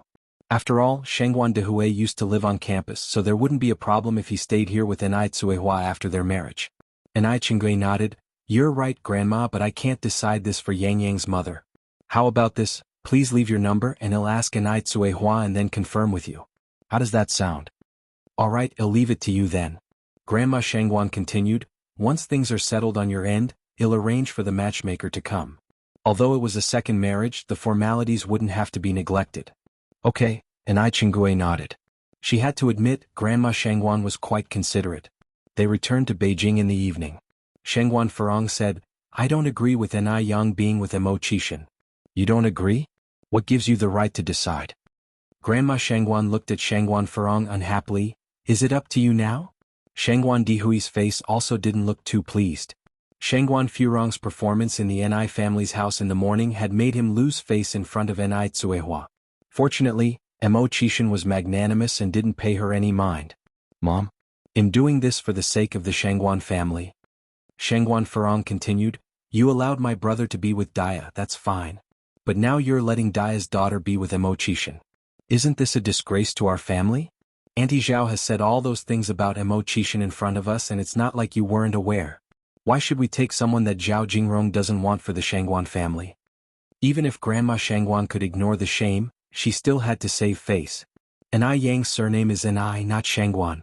Shengguan Dehui spoke out coldly. Are you insisting on meddling in other people's affairs? Shengguan Furong turned to look at Shengguan Dehui, shocked. Daya is about to marry you. Isn't Ni Yang supposed to change her surname? Do you mean to let the Shengguan family support them while they keep the Ni surname? This is unacceptable. I disagree. If someone marries into the family, they follow the family. Now that Ni Tsuehua is about to marry into the Shengguan family, she would belong to the Shengguan family. As Ni Qihua's daughter, Ni Yang naturally couldn't continue to bear Ni Qihua's surname. If Ni Yang continued to bear the Ni surname, what would this mean? You don't have the right to disagree, said Shangguan Dehui. Ni Yang is capable of supporting herself. She is far more excellent than you can imagine. Shangguan Farong huffed. Isn't she just a noodle vendor? What's so great about that? Brother, you're just a typical case of a man forgetting his sister after getting a wife. I share a blood connection with you, yet now you're willing to turn against me for a stranger? I only have your best interests at heart. Daya is nothing but a seductress. She doesn't deserve to set foot in our home. Here, Shangguan Farong paused before continuing. I'm laying down the rules today. Either you break up with Daya, or Ni Yang ends things with Mo Qishan. Otherwise, Daya won't be allowed into the Shangguan family's house. Also, Ni Yang must change her surname. She doesn't have the right to bear the Ni surname any longer. Shut up. Overwhelmed, Shangguan Dehui finally gave her a slap. After that slap, the car fell silent. Shangguan Farong covered her face, looking at Shangguan Dehui incredulously. You hit me? You actually hit me? Zhao Shen finally reacted and cried anxiously. Farong, are you okay? Does it hurt? Shangguan Farong angrily pushed Zhao Shen's hand away. Shangguan Dehui, how dare you hit me? Shangguan Dehui had never hit her before. But today she had been slapped by Shangguan Dehui. In front of everyone. Even teenagers like Shangguan Su and Shangguan Shi were present. And also Su Lian, who had always been at odds with her. How was she supposed to carry herself now? Was this how Shangguan Dehui was going to treat her? Well slapped. Grandma Shangguan spoke coldly. If you weren't slapped, you would never understand your place. You may arrogantly throw your weight around in the Zhao family, where people accommodate your behavior, but not in the Shangguan family. If you find any errors, ads pop up, ads redirect, broken links, non-standard content, etc. Please let us know reports so we can fix it as soon as possible. Chapter 648. When did you become so close with her? _1 Shangguan Farong was so angry that her whole body was trembling, her left cheek covered by her hand, tears falling like cut strings of pearls. Shangguan Dehui had hit her, and it was bad enough that the elder Mrs. Shangguan hadn't defended her, but even worse, she had poured oil on the flames, blaming Shangguan Farong instead. In her mind, she was only doing all of this for the good of the Shangguan family. Would she ever even say a word if she didn't carry the Shangguan name? Now she has become the villain. Do you think I wanted to meddle in everything? Everything I've done for the Shangguan family. Matriarch Shangguan cast a glance at Shangguan Farong. I will tell you once again, the affairs of the Shangguan family do not need your intervention. What was supposed to have been a happy occasion was wrecked into a complete mess by Shangguan Farong. The atmosphere inside the carriage was heavy with tension. Once they stepped out of the carriage, Shangguan Shi set out to comfort Shangguan Farong. Aunt, don't be angry, my father was too impulsive today, he didn't mean to hurt you. Actually, it was the first time Shangguan Shi had ever seen Shangguan Dehui explode with such anger. The Shangguan Dehui in his memories has always been gentle and cultured. He had never even erupted in anger in front of others. That moment had startled even Shangguan Shi. Truly, a beautiful face brings disaster, said Shangguan Farong. For this, I don't blame your father. Blame should fall on Daya. If not for her, your father would have never treated me like this. Source, web novel. Com updated on new. Since she was a child, Shangguan Dehui had always doted on her. Had never spoken harshly to her. Shangguan Shi continued, Aunt, it's not Aunt Daya's fault. I've observed her closely, Aunt Daya is a very reasonable person, Before Shangguan Shi had finished, Shangguan Farong interrupted, Xiaoxi, by the tone of your voice, am I the one to blame for all this? Daya hadn't even married into the Shangguan family yet, and she was already being treated as an outsider. If Daya were to marry into the Shangguan family, would her voice not even matter anymore? Aunt, that's not what I meant. Shangguan Shi chose his words carefully, afraid of upsetting Shangguan Farong if he misspoke. I think you may be misunderstanding Aunt Daya. Shangguan Farong remained silent, her face cold. Shangguan Shi was still a child, she could let it slide with him. But she would definitely hold Ni Tsuehua accountable for all that had happened. So, you also believe Ni Yang need not change her surname? Shangguan Farong asked. Aunt. Shangguan Shi continued, Ni Yang is an individual in her own right. She belongs to herself and no one else.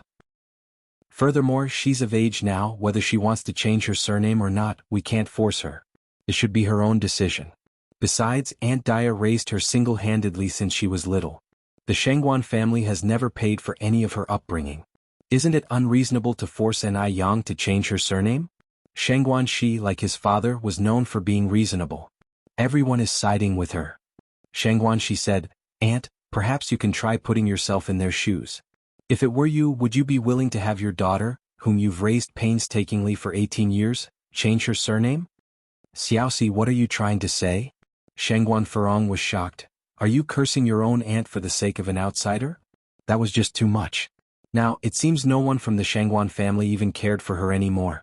No, Shangguanxi hurried to explain. Aunt, I was merely making a comparison. Shangguan Furong took a deep breath. Fine. Let's leave this matter aside for the moment. Let's talk about Ni Yang's personal affairs. Everybody is well aware of who Emo Qishan is. Dia is going to marry into the Shangguan family, and if her daughter is with Emo Qishan, wouldn't that reflect poorly on the Shangguan family? Emo Qishan was nothing more than a failure. What qualifications did he have to be a son-in-law of the Shangguan family?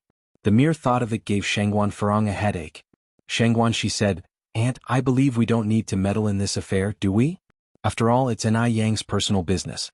Freedom of love is granted in today's society. She can be with whoever she likes. Everyone ought to mind their own business.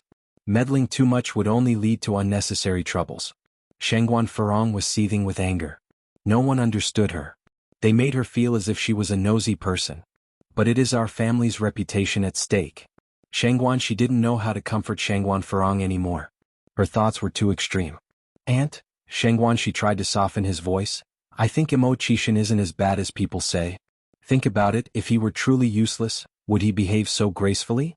I think there is a misunderstanding about him in the outside world. If you find any errors, ads pop up, ads redirect, broken links, non-standard content, etc., please let us know reports so we can fix it as soon as possible. Chapter 649. When did you become so close with her? _2. If Emo Qishan is really a waste, then there wouldn't be any normal people in the world. Shangguan Furong felt that she couldn't communicate with Shangguanxi anymore. She snorted coldly. If he's not a waste, would Zhao Jingrong have broken off the engagement with him? The Shangguan family's status in the circle is not lower than the Zhao family's. Why would they want someone that even the Zhao family has discarded? The Shangguan family aren't a garbage recycling service. Maybe Zhao Jingrong was just mistaken, Shangguanxi reasoned. A waste is a waste. Zhao Jingrong returned from studying abroad in M country, would she be mistaken?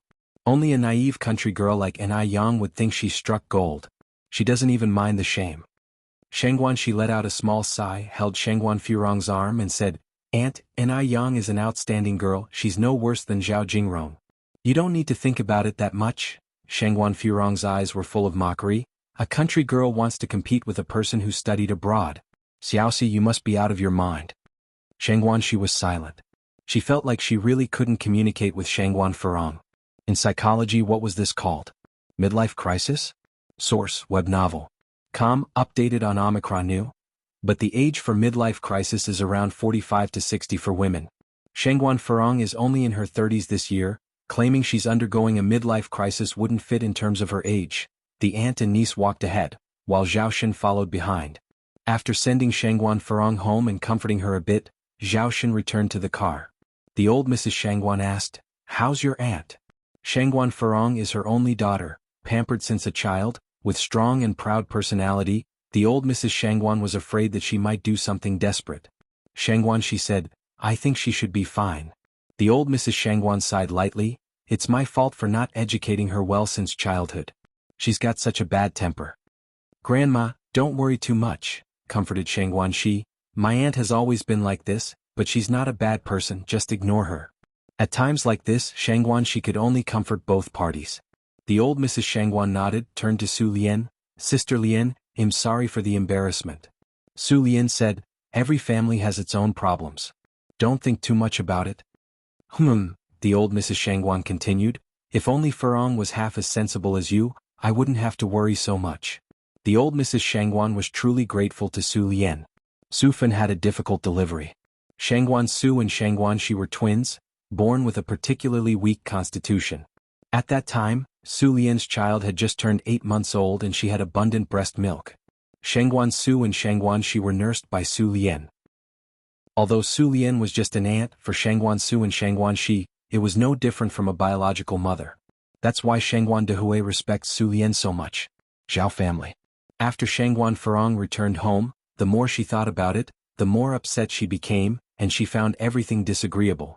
Zhao Shun was standing nervously to one side, afraid of being implicated. Seeing that her daughter-in-law was in a bad mood, Mrs. Zhao carefully brought over a plate of cut fruits. Farong, these fruits were just delivered by Uncle Lin today, they're fresh and sweet. Eating more can also help dispel your body heat. At those words, Shangguan Farong became even angrier. Mom, what are you implying? Do I look angry to you? Are you here to laugh at me because my brother hit me? She was bullied by both her parental and marital families. How unlucky could she be? Mrs. Zhao explained, Farong, you're misunderstanding. I didn't mean it that way, I just thought that you… Shangguan Farong turned to look at Mrs. Zhao and interrupted her. Then what did you mean? I think you did it on purpose. Farong, don't be angry. It's all my fault. If you don't want to eat, I'll take the fruit away. Mrs. Zhao reached out to take the fruit plate. The daughter-in-law was so bad-tempered. Mrs. Zhao had no choice but to endure. After all, she was getting old, and even if she was wronged, she wouldn't be wronged for too many days. Poor Zhao Shen. He would have to suffer for a lifetime. Mrs. Zhao sighed inwardly. Enough is enough. Shangguan Farong frowned and said, Mom, go back to your room and rest. What are you doing causing a ruckus here? Don't I look distraught enough to you? The old woman is truly annoying. She just knows how to create trouble. Mrs. Zhao then said, Then I'll go out for a walk. Shangguan Farong said impatiently, Just go. If you find any errors, ads pop up, ads redirect, broken links, non-standard content, etc., please let us know reports so we can fix it as soon as possible. Chapter 650. When did you become so close with her? _3. As soon as she finished speaking, Shangguan Farong glared at Zhao Xin. You go away too. Standing here like a nail. It's so annoying. If it were another man whose wife got hit, he would definitely fight back immediately. But Zhao Xin, he doesn't even dare to fart. Just like a waste. Alright. Zhao Xin nodded and responded, following old lady Zhao out of the room. As the mother and son left the room, old lady Zhao sighed, Xin Bao, when will you be able to stand up for yourself? Mom, Furong's temper is a bit strong but her heart is kind, Zhao Xin said, helping old lady Zhao down the stairs. She hasn't mistreated you, nor did she keep you deprived. Old lady Zhao helplessly shook her head. Isn't a bad temper a flaw? In all of Beijing, which daughter-in-law would arbitrarily command her mother-in-law? Old lady Zhao has worked all her life for the Zhao family, only to have to rely on others in the end, and put up with Shangguan Furong's changing moods every day. What sort of deal is that? From the dark, a shadow hid behind the green plants, quietly listening to the mother and son's conversation. Source: web novel. Com updated on Omicron. Old lady Zhao continued, Shinbao, isn't equality between men and women being emphasized now? When can our family have this equality? Mom, let it go, Zhao Xin said. It's fine as it is. Why stir up trouble in the family? Old lady Zhao sighed, Shinbao, I ache for you. The most important thing between husband and wife is respect. Where else would a husband get punished and slapped by his wife at the drop of a hat? Think about it, hasn't Shangguan Farong bullied you enough? I think you should learn from Dehui. If that doesn't work, seize power with force. She didn't expect Shangguan Farong to be virtuous. She only wished Shangguan Farong could temper her strong nature, have Zhao Xin suffer less and make their home feel more like a home. Zhao Xin replied, Mom, I know you care about me. But Farong is just like that, even her own mother can't do anything about her. What can I do? It doesn't matter. That's how I've been living my life anyway. Zhao Xin once complained to old lady Shangguan. Old lady Shangguan reprimanded Shangguan Farong, but in the end, it was useless and even led Shangguan Farong to become more unruly. After that, Zhao Xin didn't dare to complain easily anymore. Old lady Zhao waved her hand, Forget it, I also didn't have hope that you could actually resist. As mother and son moved further away, the dim street light cast long shadows of the two, and a dark green leaf fell on the ground. Shangguan Farong sat on the sofa, watching her own face in the mirror. Dehui was brutal, there was a clear handprint visible on her left cheek. Just then the butler walked in from outside. Madam? What's the matter? Shangguan Farong looked up at the butler with annoyance. The butler swallowed and said, Comrade Lin Fang is here. Don't see her. Shangguan Farong uttered angrily, Tell her to go home. All right. The butler nodded, turned around and walked towards the door. Lin Fang was carrying a gift. When she saw that the butler had come out, she immediately went up to him. How is it, Butler Lin, has Madame Zhao agreed to let me in? The butler shook his head and regretfully said, Madame isn't in a good mood today, you should come back another day. All right then. Since Shangguan Farong would not see her, she had to leave. As she turned to walk away, Lin Fang turned around and asked, Butler Lin, we both have the surname Lin, maybe 100 years ago we were from the same family. You know why I came today, do you have any news on this? Butler Lin looked back at the room, then to the outside, and in a lowered voice said, Comrade Lin Fang, I suggest you give up on the Shangguan family. I heard from Madam that the Shangguan family has found an old flame, they have met and are now discussing the wedding date. Lin Fang's heart skipped a beat, she was extremely distressed. Originally, the position of Shangguan's matron was hers. And now it's been stolen by others. Fortunately, she now had a new goal in mind. Lin Fang sighed, All right, I understand, thank you. You're welcome. After learning this news, Lin Fang with her gifts made her way back. The Anai family. After the Shangguan family left, Anai Qinggui helped Anai Tsuehua tidy up the dishes in the kitchen. Anai Qinggui said, Yang Yang's mother, I think Dehui Shangguan's family is quite nice. The old lady is kind and her children are obedient. When do you plan to settle things with him? If you find any errors, ads pop up, ads redirect, broken links, non-standard content, etc. Please let us know reports so we can fix it as soon as possible. Chapter 651. When did you become so close with her? _4.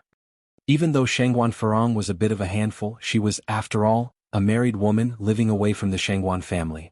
Therefore, she wouldn't have much impact on Anai Tsuehua and Shangguan Dihui's lives. Anai Tsuehua was stunned for a moment, then said, There's no rush with this matter. What's there to rush? You two are nearly 40 and 50 years old respectively. Anai Tsuehua continued, We are both remarrying and we want the wedding to be simple. All we need to do is get a certificate from the Civil Affairs Bureau. There's nothing much to prepare for. She had everything she wanted and was already very content. How could that be acceptable? When we got married back then, all we needed was a red cloth and a red gown. But times have changed. Now the wealthy are getting married in wedding dresses, looking stunning. Yang Yang's mom, now that you have the means, you definitely should wear a wedding dress at least once. Wedding dresses were not yet popular in the countryside of the 1980s. But in the city, everyone was wearing them. Wedding dresses had become a popular trend. Anai Tsuehua laughed and said, They are for the younger ones. I'm not so young anymore. Anai Qinggui replied, What does it have to do with age? If you have the means, why not wear it? If you don't wear one now, you will surely regret it later when you are older. He then added, Yang Yang's mom, seriously, when exactly are you and Shangguan planning on holding the wedding? Madame Shangguan is waiting for a response. Anai Tsuehua considered for a moment, then said, Perhaps we'll hold it in early spring after the Chinese New Year. At this time of the year, Anai Yang was quite busy. Little Anai Yun was still small, and Anai Tsuehua wanted to spend more time with Shangguan Dehui before the wedding. Having experienced a failed marriage once, Anai Tsuehua was somewhat fearful of the term marriage. Source: web novel. Updated on Omicron New. Hearing this, Anai Qinggui was relieved. Actually, the people of Shangguan family, including Shangguan Dihui's sister-in-law Su Lian, are all very nice. It's just that Shangguan Farong is a bit off. You know the old saying, eldest sister-in-law is just like a mother-in-law, youngest sister-in-law is like a noisy gong. Be careful with her when you live with Shangguan Dehui. Eldest sister-in-law is just like a mother-in-law, youngest sister-in-law is like a noisy gong. This is a folk proverb. It means that the eldest sister-in-law tends to meddle in her husband's family affairs, while the youngest sister-in-law is prone to making trouble. Clearly Shangguan Farong was no good at all. Anai Tsuehua chuckled. I won't be living with her anyway, so what's there to worry about? Anai Qinggui said, The fear is that she will be nosy and stir up trouble. It doesn't hurt to be cautious. You wouldn't want to regret it later if you end up being taken advantage of. Anai Tsuehua nodded. Anai Qinggui continued, Your future mother-in-law is indeed a good person. She told me today that she agrees to let Shangguan Dehui live with you after the wedding. It was rare for a mother-in-law to agree to let her son live in her daughter-in-law's house. This arrangement was hardly different from having a stay-at-home son-in-law. Really? Anai Tsuehua was somewhat surprised. She was actually quite fearful of living in a large mansion of a wealthy family. Absolutely. Anai Qinggui replied, Madame Shangguan told me herself. But there is one condition. She hopes you two can visit her once a week. Anai Tsuehua nodded, That would only be right. After hearing this, Enai Tsuehua felt much more relieved. As the night deepened, Enai Yang saw Emo Chishan off at the edge of the village. The nights in October were rather crisp. The moonlight cast a silvery sheen on everything. By the time they arrived at the outskirts of the village, the car hadn't arrived yet. Emo Chishan held Enai Yang's hand. Yang? Enai Yang looked up at him, her long lashes casting dense shadows on her eyelids. Emo Chishan continued, "When are your mom and Uncle Shangguan planning on holding their wedding?" Enai Yang was taken aback. She didn't expect Emo Chishan to ask this question. She thought that Emo Chishan would have some reservations about the Shangguan family to some extent. During dinner, although Shangguan Farong didn't openly ridicule Emo Chishan anymore, she didn't show him a friendly face either. "I'm asking you a question." Emo Chishan pinched her face a bit.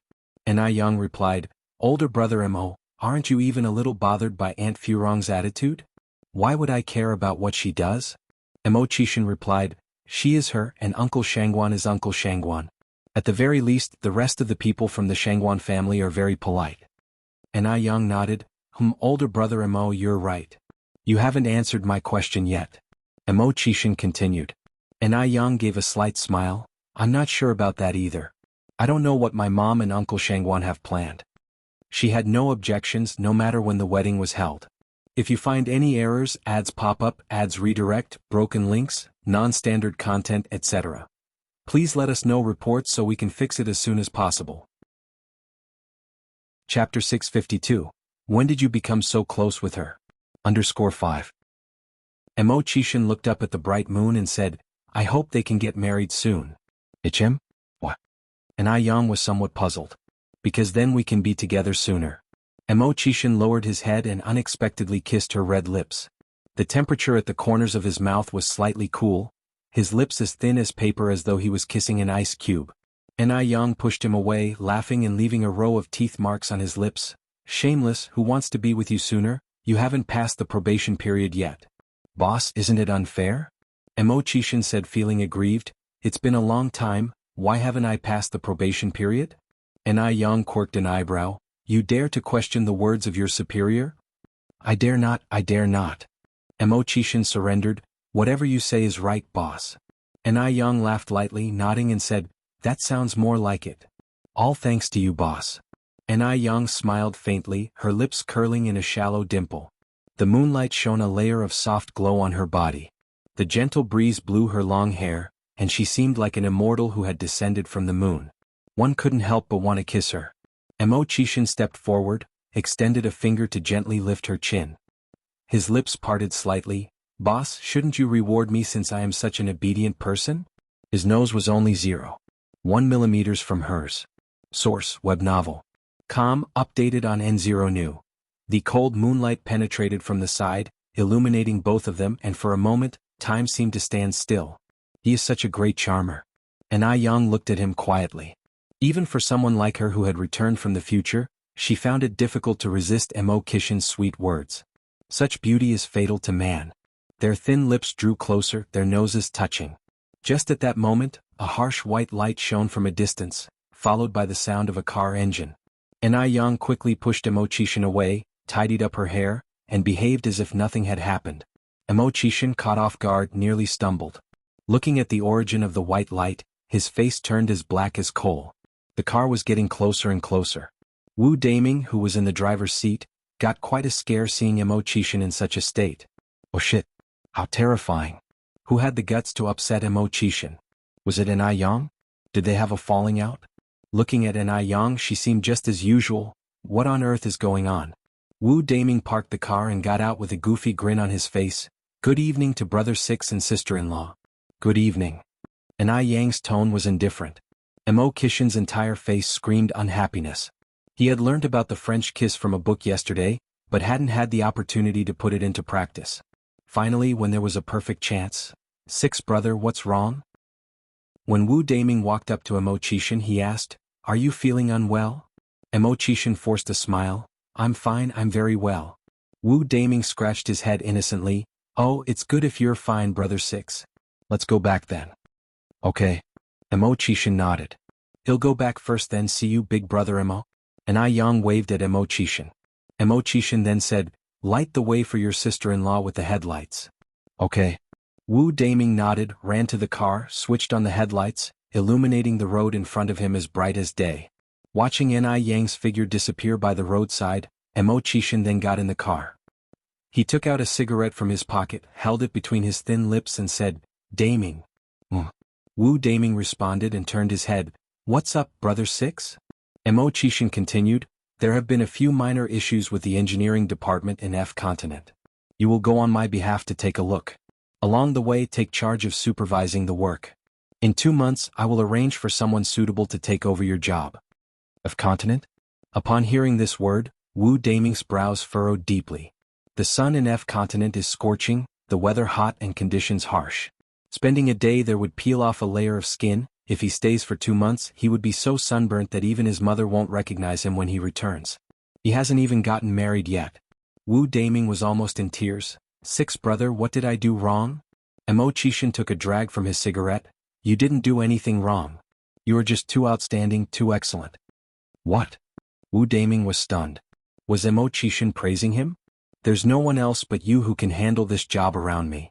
If you find any errors, ads pop up, ads redirect, broken links, non-standard content, etc. Please let us know reports so we can fix it as soon as possible." Chapter 653. When did you become so close with her? _6. Really? Truly? Wu Daming asked in surprise. Mo Qishan gave a slight nod. "Of course. Six brother, you're the best." Wu Daming said confidently, "Don't worry, I won't let you down." I believe you." Naive Wu Daming didn't realize he was being schemed by Mo Qishan. He packed up his things the very next day, and happily boarded the plane to the M continent. With time, the business of the Color of Heaven and Earth restaurant kept booming. Due to the expensive dishes, there weren't people waiting in line every day, but it was always full house. Besides, more than 30 of the 50 membership cards had been successfully sold. Now it was the first choice for high-end banquets. Not only did the Color of Heaven restaurant have a good environment and service, but the food was also excellent, far superior to other restaurants. "Mr. Wang, this way." Shengguan Su led a few middle-aged men in suits inside. Among them there were a few foreign men. "Welcome, gentlemen. Please come in," the greeter greeted warmly from inside. Source: Web Novel. Updated on Omicron New. As soon as they stepped inside, they were dazzled. Nobody expected the interior decoration of the restaurant to be so stunning. It exuded an ancient charm everywhere. It gave an illusion of stepping back in time. The man referred to as Mr. Wang exclaimed, "When did such a restaurant open in Beijing? I had no idea." The foreign men also gasped in astonishment. This restaurant was simply too stunning. This expression arose spontaneously, without any embellishment. Shengguan Su said, "Given that you're not often in the country, it's normal not to know." Mr. Wang turned to Shengguan Su, asking, "Who's the owner of this restaurant?" Someone capable of opening this kind of restaurant in Beijing must be an influential figure. It seems there is going to be a shift in power in Beijing. Who exactly was this rising star? Shengguan Su shook his head. "I'm not quite sure." Mr. Wang was amazed. "Is there something you don't know?" As the head of the party, if a restaurant loan application is made, it has to be reviewed by Shengguan Su. Could it be that this rising star didn't apply for a loan at all? There were many families in Beijing who could open restaurants without loans, but they wouldn't be low-key. Shengguan Su nodded. "Indeed, it's a shame." Actually, Shengguan Su was also very curious. Who was this genius who could create such a restaurant and provide such service? One could say that once you've visited this restaurant, you would lose interest in others. Mr. Wang continued, "Who ran this restaurant before?" "Chen Jitsong," Shengguan Su answered. Mr. Wang thought for a moment, then said, "The young heir of the Chen family?" "Yes," Shengguan Su nodded. Mr. Wang smiled. It turned out that this heir of the Chen family studied hotel management abroad, but he was defeated by a nameless individual. Shengguan Su commented, "One should not equate theoretical knowledge with practice. No matter how well you study, it's ultimately just book knowledge." Mr. Wang nodded. "You're right." With that, Mr. Wang was even more curious about the mysterious rising star. While they were chatting, they kept walking inside. "Please, gentlemen, take a seat over here." A waiter dressed in Han clothing led them to a booth with lanterns. Shengguan Su said, "We're here to discuss business. It might not be convenient downstairs. Can we go upstairs?" "I'm sorry, sir, but the private rooms on the second floor are fully booked," replied the waiter. "What about the third floor?" Shang Wansu asked next. The upstairs is exclusively for VIP customers. The waiter then explained the procedure to become a VIP customer to Shang Wansu and the others. This was Shang Wanzu's second visit to the restaurant, and it was the first time he had heard about the VIP system. This VIP system sounded quite fresh, but the membership fees were relatively high. A card cost more than 800 yuan, and there was a minimum spending requirement each month. Mr. Wang nodded. This owner is interesting. After obtaining a membership, Shang Wansu and his party proceeded to the third floor. The third floor was like a hidden paradise, presenting a visual feast. Mr. Wang commented, the over 800 yuan is worth it. Waiter, please sign me up for a membership card. If you find any errors, ads pop up, ads redirect, broken links, non-standard content, etc., please let us know reports so we can fix it as soon as possible. Chapter 654. When did you become so close with her? _7 In just a short time, 2 membership cards were successfully sold. When the ordered dishes were served, everyone was too preoccupied with eating to even discuss business matters. Because the taste was simply too incredible. Furthermore, the dishes were a feast for the eyes, nose and tongue. Mr. Wang remarked, the food I had at the state banquet in Q country doesn't even compare to this.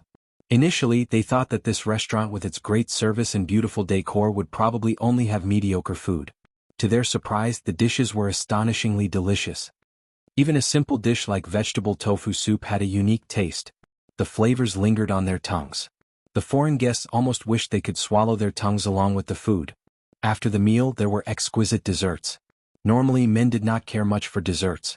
However, today a small piece of tiramisu had them bending over backward. It was simply too delicious, wasn't it? The group had arrived at 11 in the morning. After dining and discussing business, they didn't leave until 4 in the afternoon. Source: web novel. Com, updated on Omicron New 0. Omicron, Mr. Wang, well, consider the cooperation matter settled then. Yes. Mr. Wang handshake with Shang Wansu. They continued their conversation as they headed downstairs. While descending the stairs, Shang Wansu suddenly spotted a familiar figure. Brother? An Yang approached to greet him.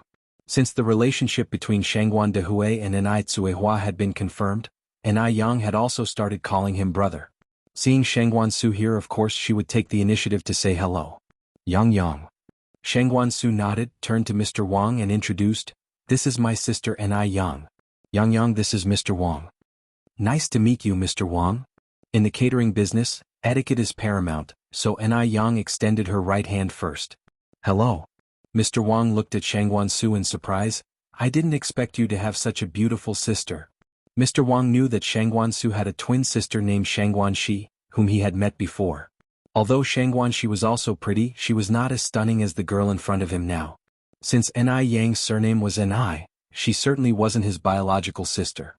Shangguan Su modestly replied, Mr. Wang, you flatter her. Anai Yang added, brother, I have some things to do, so I won't disturb you. All right. Shangguan Su nodded. Anai Yang politely nodded to the group and continued to the third floor. The third floor was designated for VIP customers. Could it be that Anai Yang was also a VIP customer here? Shangguan Su contemplated. Anai Yang ran 4 milk tea shops and noodle restaurants, totaling 8 stores, and their monthly profits were unimaginable.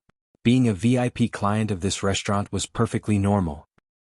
Actually, Anai Yang was here to check the accounts. The office was conveniently located at the far end of the third floor. Mr. Wang was a highly influential person in their circle. The people accompanying him today were also not ordinary. After their glowing recommendations, the restaurant became quickly popular in their circle. The remaining membership cards were all sold within a day, and the second-floor private rooms even had to be booked 2 days in advance. In a short time, the restaurant made quite a stir in the industry. Many people were itching to try, wishing to emulate their success. Since she injured her face, Shangguan Farong had not left the house for 3 days. Only after the marks on her face had completely disappeared, she arranged to meet Jia Jinjin and other wealthy housewives for a game of mahjong and afternoon tea. Just as Shangguan Farong left in her carriage, Lin Fong arrived. It was the butler who received Lin Fong as usual. Comrade Lin Fong, your timing is quite unlucky. The lady of the house just left, he said. Lin Fong replied, regret written all over her face. Ah? Really? When will Mrs. Zhao be back? The butler shook his head. I'm not entirely sure. Who is it? Madame Zhao emerged from inside the house.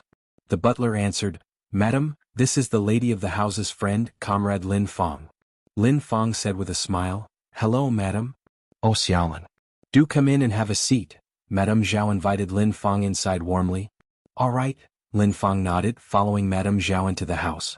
The butler was puzzled. Since when did Lin Fong and Madame Zhao become so familiar? Meanwhile, Shengguan Furong was busy playing mahjong with a few wealthy ladies.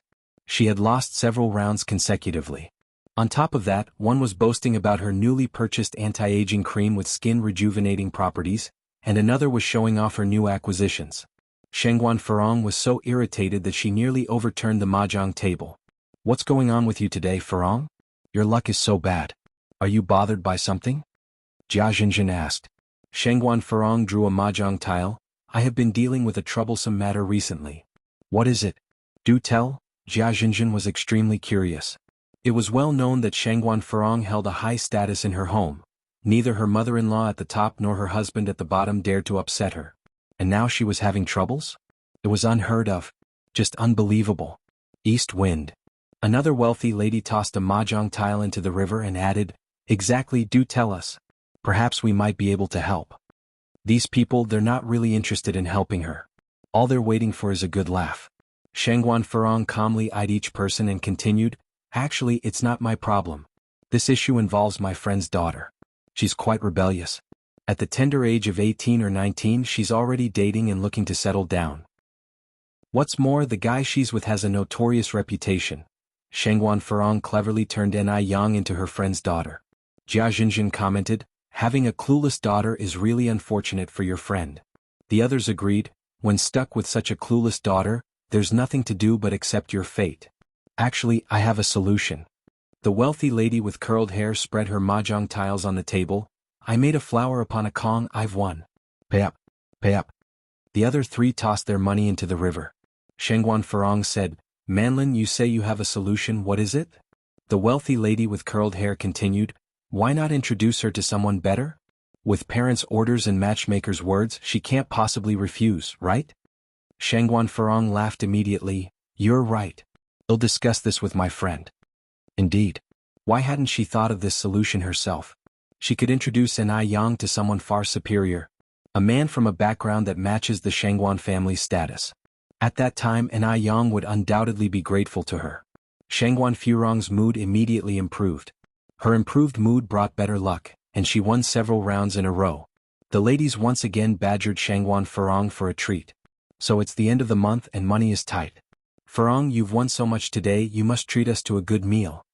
Shengguan Furong laughed, "Look at you guys casting your ambitions so low. I've always said that a woman should control the household finances. How can you let a man be in charge?" Among these wealthy women, including Jia Jinjin, who wasn't reliant on her husband for pocket money, Shengguan Furong was the only one distributing money to her husband. Everyone was green with envy. If you find any errors, ads pop up, ads redirect, broken links, non-standard content, etc., please let us know reports so we can fix it as soon as possible. Chapter 655. Seeking trouble at your doorstep. Letting off steam.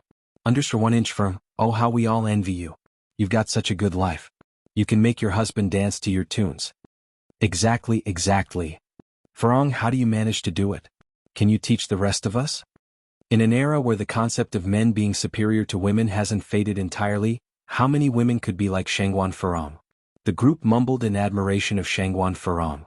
Shengguan Furong herself enjoyed the envious glances from everyone else and laughed. "There's not much to it, really. You all just need to be a bit more dominant, don't be so submissive.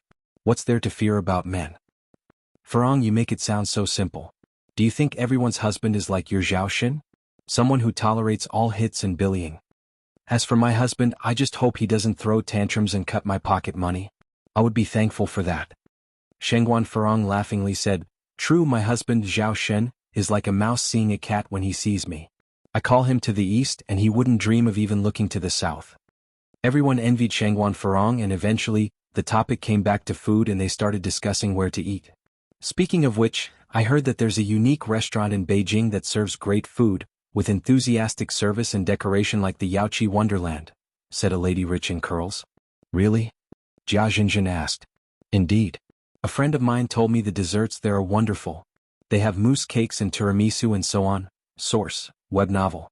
Com, updated on N0 new. Omicron, even my husband mentioned it. He went there with a certain Mr. Wang. Oh, and Farong, your nephew Shangguansu was also there. Shangguan Farong smirked. What's so magical about this restaurant? Is it really that exaggerated? I think it's called Heavenly Fragrance. It's right around Yurdist Road. Shangguan Farong stood up from the chair. All right, let's go to that Heavenly Fragrance place then. Oh, you are saying Heavenly Fragrance? Yes, I have also heard of this restaurant. Jia Jinjin continued, it's terrific. They have this third floor dedicated exclusively for VIP customer service. Only people of status and prestige in Beijing can get in there. I wish I could get a membership card from them. Shangguan Farong laughed. I've never seen such a restaurant in Beijing. Let's check it out and maybe also get a membership card. Jia Jinjin said, but I've heard that the membership cards for Heavenly Fragrance have been sold out.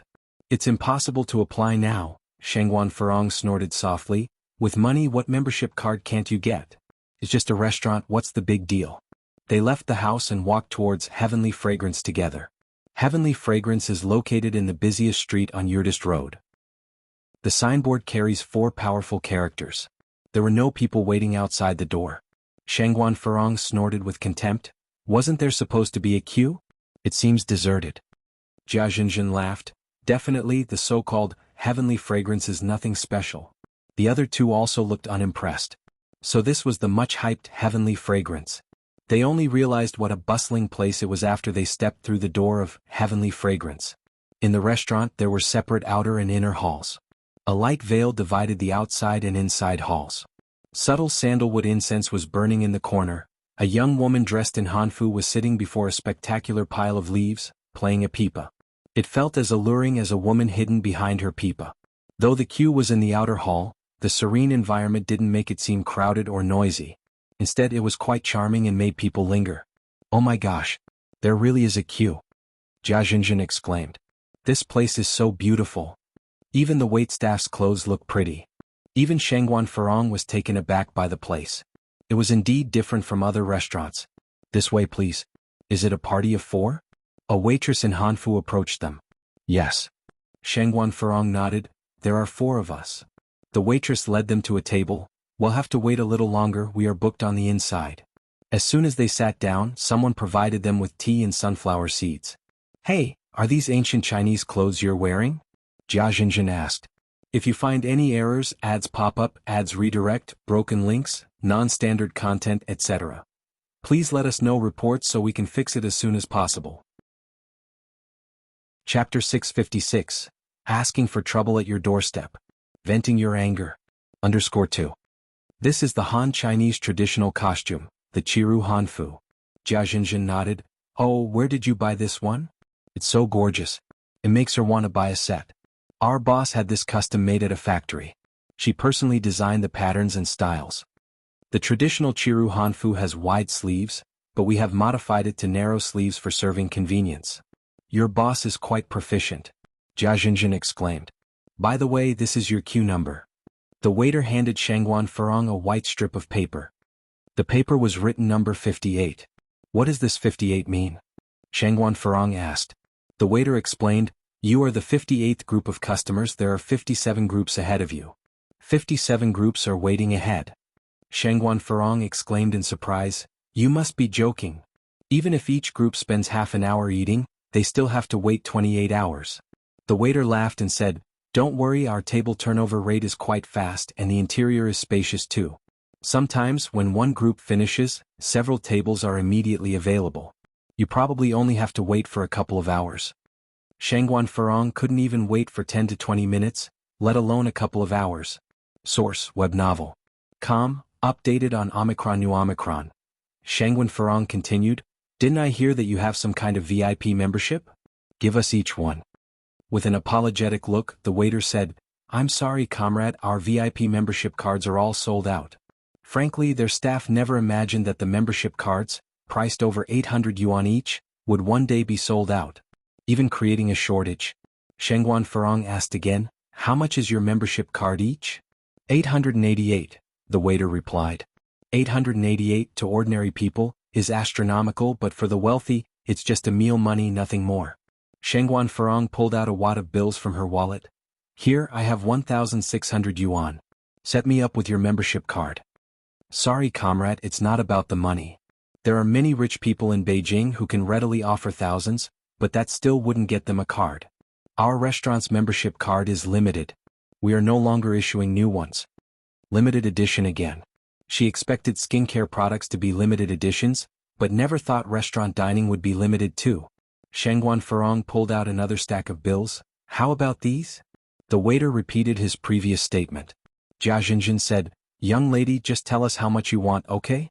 Our Furong lacks nothing, least of all money. The two rich ladies next to her chipped in, that's right. Furong lacks nothing, especially not money. A smile slowly formed on Shengguan Furong's face. Comrades, this isn't about money. Our restaurant only issued 50 VIP cards. If you want to be members, you need to wait and see if anyone returns their cards. Typically no one returns their cards. Given the booming business of the Gus Tianxiang, being a VIP customer and dining on the third floor has become a status symbol. In Beijing, it's rare for any high-end restaurant to achieve such popularity. The success of Gus Tianxiang has disrupted the traditional food market. Frustrated by the membership process and angry, Shengguan Furong asked, do members still need to line up? Not required, the waiter shook his head. We have a designated VIP reception room. Shengguan Furong is the type who wants more when she realizes something isn't easily attainable. Call your manager over. I need to speak with him. The waiter looked at Shengguan Furong and, noting her attire, realized she was no ordinary individual. He begrudgingly summoned the general manager.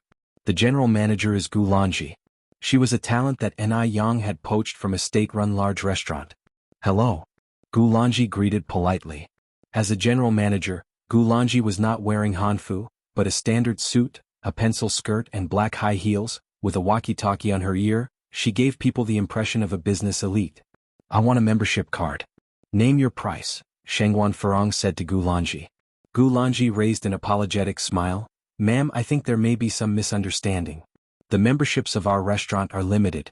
We currently don't have additional spaces. No matter how much money you offer, our answer remains the same. If you find any errors, ads pop up, ads redirect, broken links, non-standard content, etc., please let us know reports so we can fix it as soon as possible. Chapter 657. Looking for trouble at your doorstep. Letting off your steam. _3. Limited edition products, if sold exhibitionally, would disrupt the market rules. If the first customer is an exception and the second and third customers are not, it would offend the customers. If supplied unlimitedly, VIP cards would lose their significance and become cheapened. National Beauty treats all its customers the same. I'm so sorry. Gu Lanji bowed to Shengguan Furong before turning around and leaving. Shengguan Furong wanted to say something else, but Jia Jinjin tugged at her arm. Forget it, Furong, I've heard that the VIP card of National Beauty is hard to get. How about we just wait in line for a while? No matter how much Shengguan Furong kicked up a fuss, they wouldn't issue her one. Reluctantly she sat down. The wealthy woman with curled hair said, Don't worry. My husband has been here with Mr. Wang before, he may be able to borrow a card from a friend. When he gets the card, he'll take you all to the third floor to experience it. Everyone has a sense of curiosity. The VIP lounge on the third floor was touted as something extraordinary, and everyone wanted to experience it. Upon hearing this, Jia Zenshin's eyes lit up. She clung to the rich woman's arm and said, That sounds great, Yun.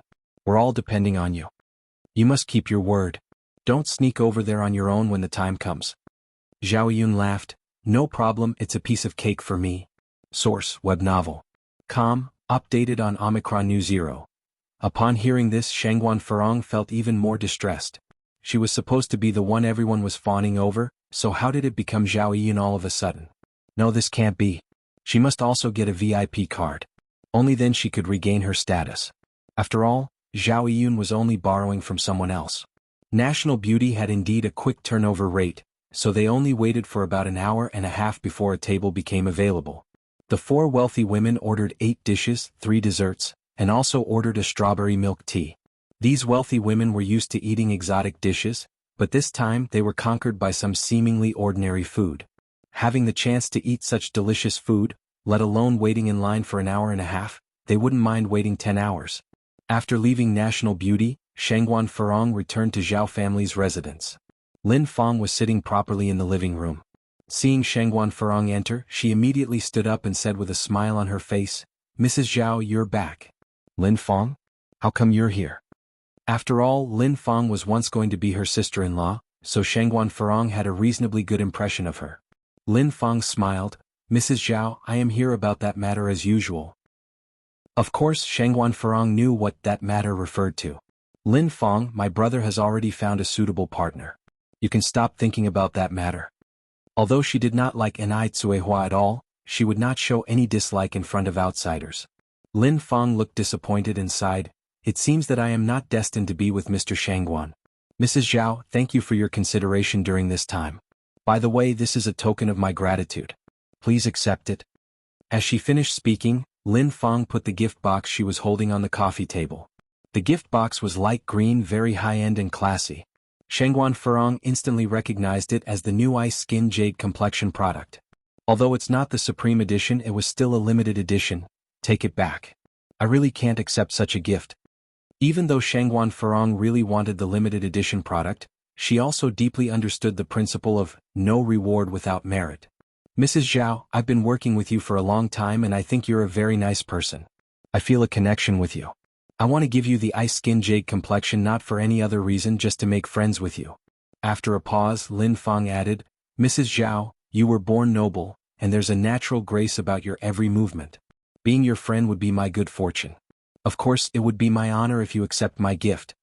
Lin Fang's words successfully lifted Shangguan Furong into the clouds. Who doesn't like a little flattery? Of course, in this era there's no such thing as rainbow farts. This is called flattery. Got to say, Lin Fang accurately pinpointed Shangguan Furong's Achilles heel. Why not accept a gift and listen to someone flattering you at the same time? Shangguan Furong then said, "In that case, I will accept it. If you find any errors, ads pop up, ads redirect, broken links, non-standard content, etc., please let us know reports so we can fix it as soon as possible." Chapter 658, Inviting Trouble. Venting for you. _4. What a shame that Lin Fang couldn't become my sister-in-law. If Lin Fang had become her sister-in-law, would she have been slapped by Shangguan Dehui for no reason? Further, Lin Fang's lineage is many times more prestigious than Enai Quihua's. Lin Fang smiled and said, "Mrs. Zhao, I knew you would be a good person." Shangguan Furong glanced at the gift box of exquisite beauty products, then turned to the servants standing by, unhappily saying, "What are you doing? How could you not even pour a cup of tea for Lin Fang? Is this how you treat guests?" "I'm sorry, madam. I'll go pour the tea right away." Shangguan Furong smiled at Lin Fang. "Servants are just servants, they have no discerning eyes. Don't mind them." Lin Fang replied, "As long as you accept my gift, I'm already very happy, why would I mind?" Lin Fang nodded her head. She was very satisfied with Lin Fang's cooperative attitude, and it was quite gratifying to feel superior. After some conversation, the two of them had developed a considerable bond. When Lin Fang was about to leave, Shangguan Furong invited her to come over and play more often with a smile.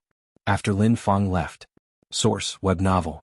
Com, updated on Omicron New Zero. Shangguan Furong recalled Enai Yang's matter, and the smile on her face gradually faded. She ordered the butler, "Prepare a list of all the unmarried men in our circle for me." Although the butler was slightly puzzled, he still did as he was told.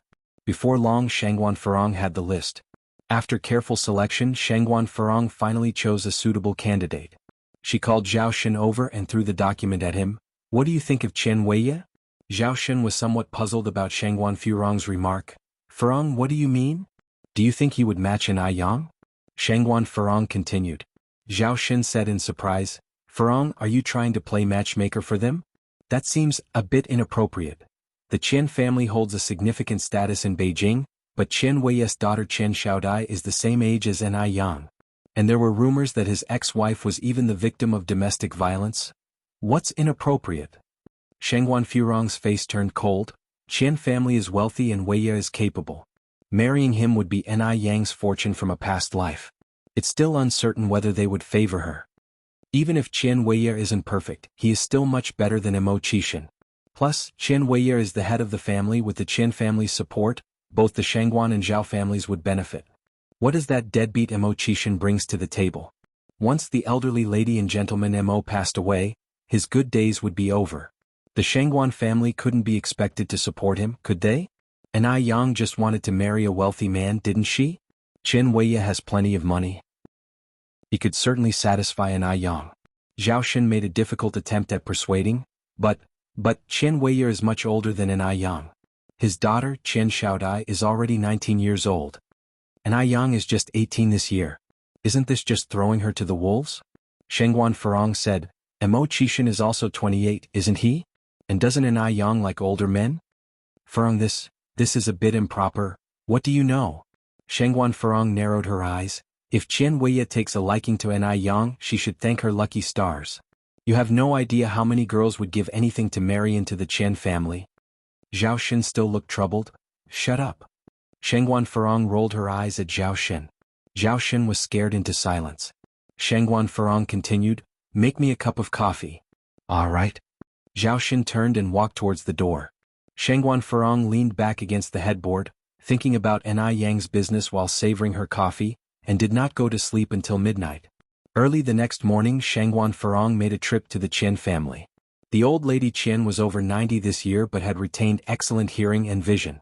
She was incredibly energetic. I wondered why the magpies in my garden were chirping this morning. It turns out that a distinguished guest has come. Old lady Qian, you still remember me? Shangguan Farong was pleasantly surprised, but I did indeed come to bring you some good news today. Old lady Qian laughed and said, you are the youngest daughter of the Shangguan family, how can I not remember? Everyone in the privileged circle has some pull. They chatted a bit about other matters before Shangguan Farong broached the main subject. Hearing this, old lady Qian asked, how old is the girl this year? Can she still bear children? Chen Weiya only had a daughter, Chen Xiaodai. The old lady Qian had been dreaming of holding another great-grandson. Shangguan Farong laughed and said, she can bear children. She's still very young. She's only 18 this year. It wouldn't matter if she wants to give birth to 10 or 8 kids. If you find any errors, ads pop up, ads redirect, broken links, non-standard content, etc. Please let us know reports so we can fix it as soon as possible. Chapter 659, Seeking Trouble at Your Door. Venting Your Frustration. _5. Oh, really? There was a glint in old lady Qian's eyes, which weren't cloudy like one might expect. I wonder where the girl is from? Shangguan Farong sighed softly, to tell you something that may make you laugh, my brother has found someone recently. Shangguan Farong briefly introduced Ai Yang's circumstances to old lady Qian. After all, it can't be kept a secret once the two families become related by marriage. It's better to be honest. Upon hearing this, old lady Qian said, why don't you bring her over for me to meet her? Even though Ai Yang is Shangguan Dihui's stepdaughter, she's still acceptable when considering her status. After all, Chen Weiya isn't young anymore. Shangguan Farong then asked, when would you be available? Old lady Qian laughed, I'm an old woman with nothing to do all day, I'm free anytime. Perfect, then let's leave it at that. Good. Old lady Qian nodded. Shangguan Farong left the Qian family's house with a cheerful smile on her face. After leaving the Qian's home, Shangguan Farong decided to lower her status and dropped by the Ai family's house. When she arrived, Ai Yang wasn't home. Source, web novel. Com, updated on Omicron New. Seeing Shangguan Farong, Ai Tsuehua received her warmly. This visitor was, after all, Shangguan Dihui's sister. Farong, come and sit over here. Shangguan Farong stood there. No need to be so formal, I only have a few words to say and then I'll leave. Go ahead. Shangguan Farong continued, around 10 o'clock tomorrow morning, ask Ai Yang to come to my house to see me. Ai Tsuehua frowned slightly, what do you need to see Yang for? Shangguan Farong initially wanted to lose her temper. Who was this rural woman to question her? It was already a favor to Ai Tsuehua that she had come here to the countryside. But in the blink of an eye, Shangguan Farong changed her expression and laughed. Sister Dia, look at your questioning, Yang Yang's aunt aren't I? What could I possibly do to harm her? She couldn't fall out with Ai Tsuehua before the matter was settled. Ai Tsuehua said, if you don't state what it's about, how can I tell Yang? She always felt that Shangguan Farong had no good intentions. This future little aunt didn't seem like an easy person to deal with. Shangguan Farong's eyes shifted. She then said, it's like this, Sister Dia. The mother of a friend of mine has recently been unwell. Yang is a doctor, right? So I was going to have her come to look at the old woman. Is that so? Ai Tsuehua asked. Of course. Shengguan Furong laughed. You're not suggesting that I would sell Yang Yang, are you? After Enai Yang returned home, Enai Tsuehua told her all about it. Yang Yang, I always feel like Shengguan Furong was acting a bit strange today. Maybe you should not go. Enai Yang smiled faintly. An army's approach can be deflected, just as the flow of water can be diverted. Some matters can't be avoided. And I would like to see what kind of medicine Shengguan Furong has in her gourd. Just be careful then. Enai Yang nodded. At 10 o'clock the next morning, Enai Yang went to her appointment on time. The Zhao family's house wasn't hard to find. Enai Yang rode her bicycle there. When she arrived, Shengguan Furong was already at the door waiting for her. Seeing Enai Yang, Shengguan Furong had a mocking look on her face. Poor people are always poor. She even arrived on a bicycle. Isn't she ashamed? Don't you usually love wearing cheongsams? Why didn't you wear one today? Enai Yang was dressed in a very ordinary outfit of jeans and a t-shirt that day. Cheongsams are so pretty. They even highlight the figure. The Qian family are wealthy and esteemed. Enai Yang was dressed so plainly. What if the Qians don't take to her? Enai Yang replied casually, what's wrong with me wearing this? Shengguan Furong continued, never mind, let's go. Remember to speak less after we get there. Enai Yang looked good no matter what she wore, so Shengguan Furong didn't bother telling her to change. The two got into the car and shortly after they arrived at the Qian family's house. The Qian family's house was situated in a rich community, and the villa was even more luxurious than those of the Zhao and Shengguan families. As Shengguan Furong walked, she watched Enai Yang's expression. She was hoping that Enai Yang would be amazed by such a luxurious building. Only by fascinating Enai Yang could Shengguan Furong get the upper hand. However, Enai Yang remained serene, her clear face held no expression at all. What an actress. Shengguan Furong had a mocking look on her face. Enai Yang must have screamed internally several times already, hadn't she? A vain girl like her, doesn't she just love money? If you find any errors, ads pop up, ads redirect, broken links, non-standard content, etc. Please let us know reports so we can fix it as soon as possible. Chapter 660. Bringing trouble to your doorstep. Venting your anger. _6. Who knows, she might even be deliriously happy once Chen Weiye takes notice of her. Upon seeing Shengguan Furong bringing Enai Yang, the butler came out to warmly welcome them. Mrs. Zhao is here, please come inside. The two entered the hall. Mrs. Chen and Chen Weiye were sitting on the couch in the living room. Furong is here, please have a seat. Mrs. Chen promptly stood up from the sofa. Shengguan Furong then introduced, Mrs. Chen, this is my niece Enai Yang. Yang Yang, this is Mrs. Chen and Mr. Chen. Enai Yang politely greeted, Mrs. Chen, Mr. Chen. The moment Chen Weiye laid his eyes on Enai Yang, he was stunned. Stunning. Incredibly stunning. Chen Weiye was very pleased with Enai Yang and voluntarily introduced himself. Yang Yang, in Chen Weiye you can simply call me Weiye. Enai Yang slightly frowned. I apologize Mr. Chen, but am not used to strangers calling me by my nickname. You can just use my full name. Shengguan Furong's face turned cold. She sharply turned towards Enai Yang, flashing her a warning look. Source, web novel. Updated on Omicron New. The Unworthy Girl. She then laughed and said, Mr. Chen, please do not mind. Yang Yang has always been straightforward. Why would I? Responded Chen Weiye. The young people these days have their own temperaments. After all, a lifeless fish isn't entertaining, is it? Glad you don't mind. Being as insightful as Enai Yang, she had already figured out Shengguan Furong's true intentions. She turned to her and asked, Aunt Furong, you mentioned there was an elderly person seriously ill here who needed my medical help. Is Mrs. Chen the person you were referring to? Hearing this, the smile on Shengguan Furong's face immediately froze. What is this insolent girl talking about? Mrs. Chen also looked displeased. As one grows old, they pay great heed to such matters. And here Enai Yang was implying that she was sick. This seemed nothing less than a curse. Enai Yang continued, Aunt Furong, didn't you tell me Mrs. Chen was seriously ill and bedridden? How come you're speechless now? Mrs. Chen's face grew angrier with each passing moment. How dared Shengguan Furong deceive her like this? Shut up. Shengguan Furong barked, when did I ever say such thing? If those weren't your words, then why would I bring this medicine box with me? Enai Yang glanced to the medicine box slung over her left shoulder. Shengguan Furong immediately tried to explain to Mrs. Chen, Mrs. Chen, let me explain, that's not the way things are. Before Mrs. Chen could speak, Chen Weiya intervened. Mrs. Zhao, there's no need for explanations. I understand. Mom, please bring out the item. Although Mrs. Chen wasn't pleased when her son spoke, she had no choice but to comply. At least Ai Yang was pretty. As for her temper, it could be adjusted over time. Mrs. Chen took off the silver bracelet from her wrist and handed it to Chen Weiya. Chen Weiya handed it to Shangguan Farong. Mrs. Zhao, this bracelet is especially meant for my future wife. Upon hearing that, Shangguan Farong was over the moon. She never had expected that even after Ai Yang's display, the Chen family would still favor her. This was truly a fantastic turn of events. Shangguan Farong happily accepted the bracelet, smiling. Mr. Zhao, I guess our families will officially be related from now on. Ai Yang chuckled. I never thought Aunt Farong would consider remarriage. As your junior, I wish you and Mr. Chen a happy and fruitful life together. Those words turned everyone's faces sour. Especially Shangguan Farong and Chen Weiya. Chen Weiya was just in his 40s. And Ai Yang daringly referred to him as grandfather. Shangguan Farong was seething. Who was Chen Weiya? Did he think he deserved her?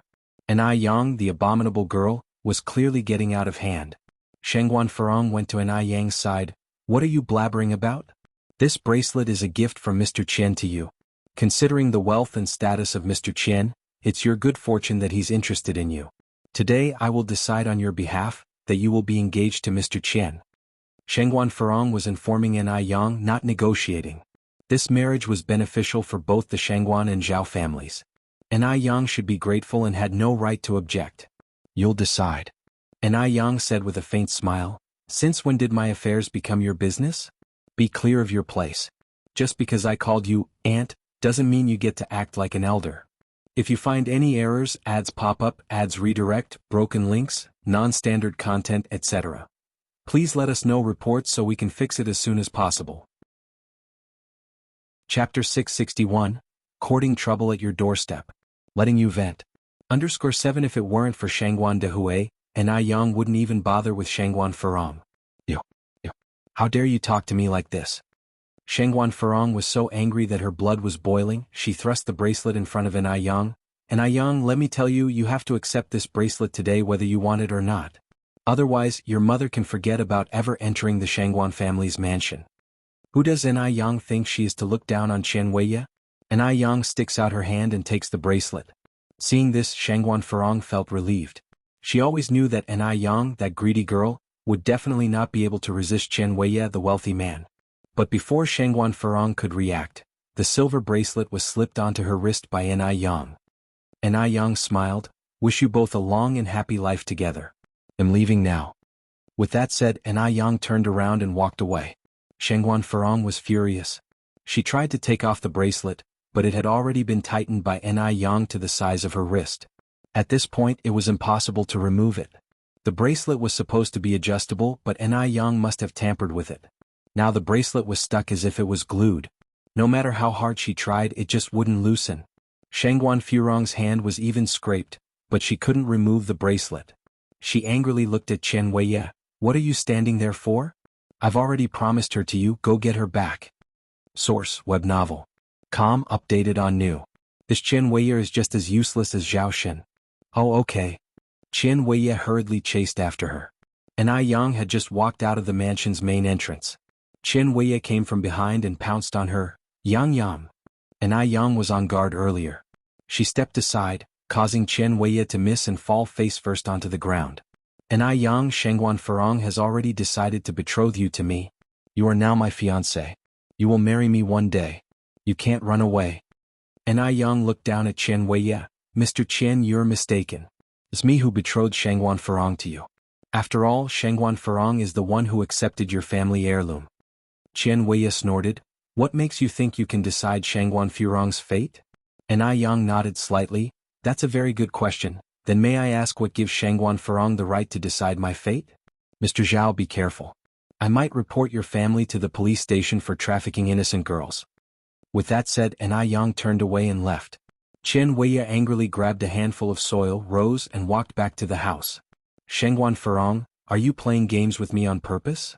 Chen Weiya grabbed Shangguan Farong by the collar.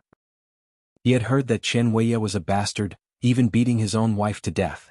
How could Shangguan Farong not be scared? This was not going according to her plan. She had thought that Yang, just a village girl, would be easy to manipulate. She didn't expect that Yang had slipped out of her control. That Yang, that shameless girl. How ungrateful she was. Shengguan Farong took a deep breath. Mr. Qian, we're family. Speak nicely, don't be rough. Whose family with you? Shengguan Farong put on a smile. Mr. Qian, you are about to marry my niece. Aren't we family? Don't worry, Mr. Qian. If Yang's mother wants to marry into the Shengguan family, she has to get past me. So, I definitely have a way to make Yang marry you. Are you for real? Qian Weiya narrowed his eyes. Of course it's true. Shengguan Farong nodded. I won't hide it from you. Yang is just a country girl. Being able to marry you is a blessing she has acquired from countless past lives. Relax, leave this matter to me. Fine. Qian Weiya let go of Shengguan Farong's collar. I will trust you this one time. Shengguan Farong continued, just wait for your bride. I assure you he'll get Yang nice and obedient for you, even more so than a kitten. He'll trust you this one time.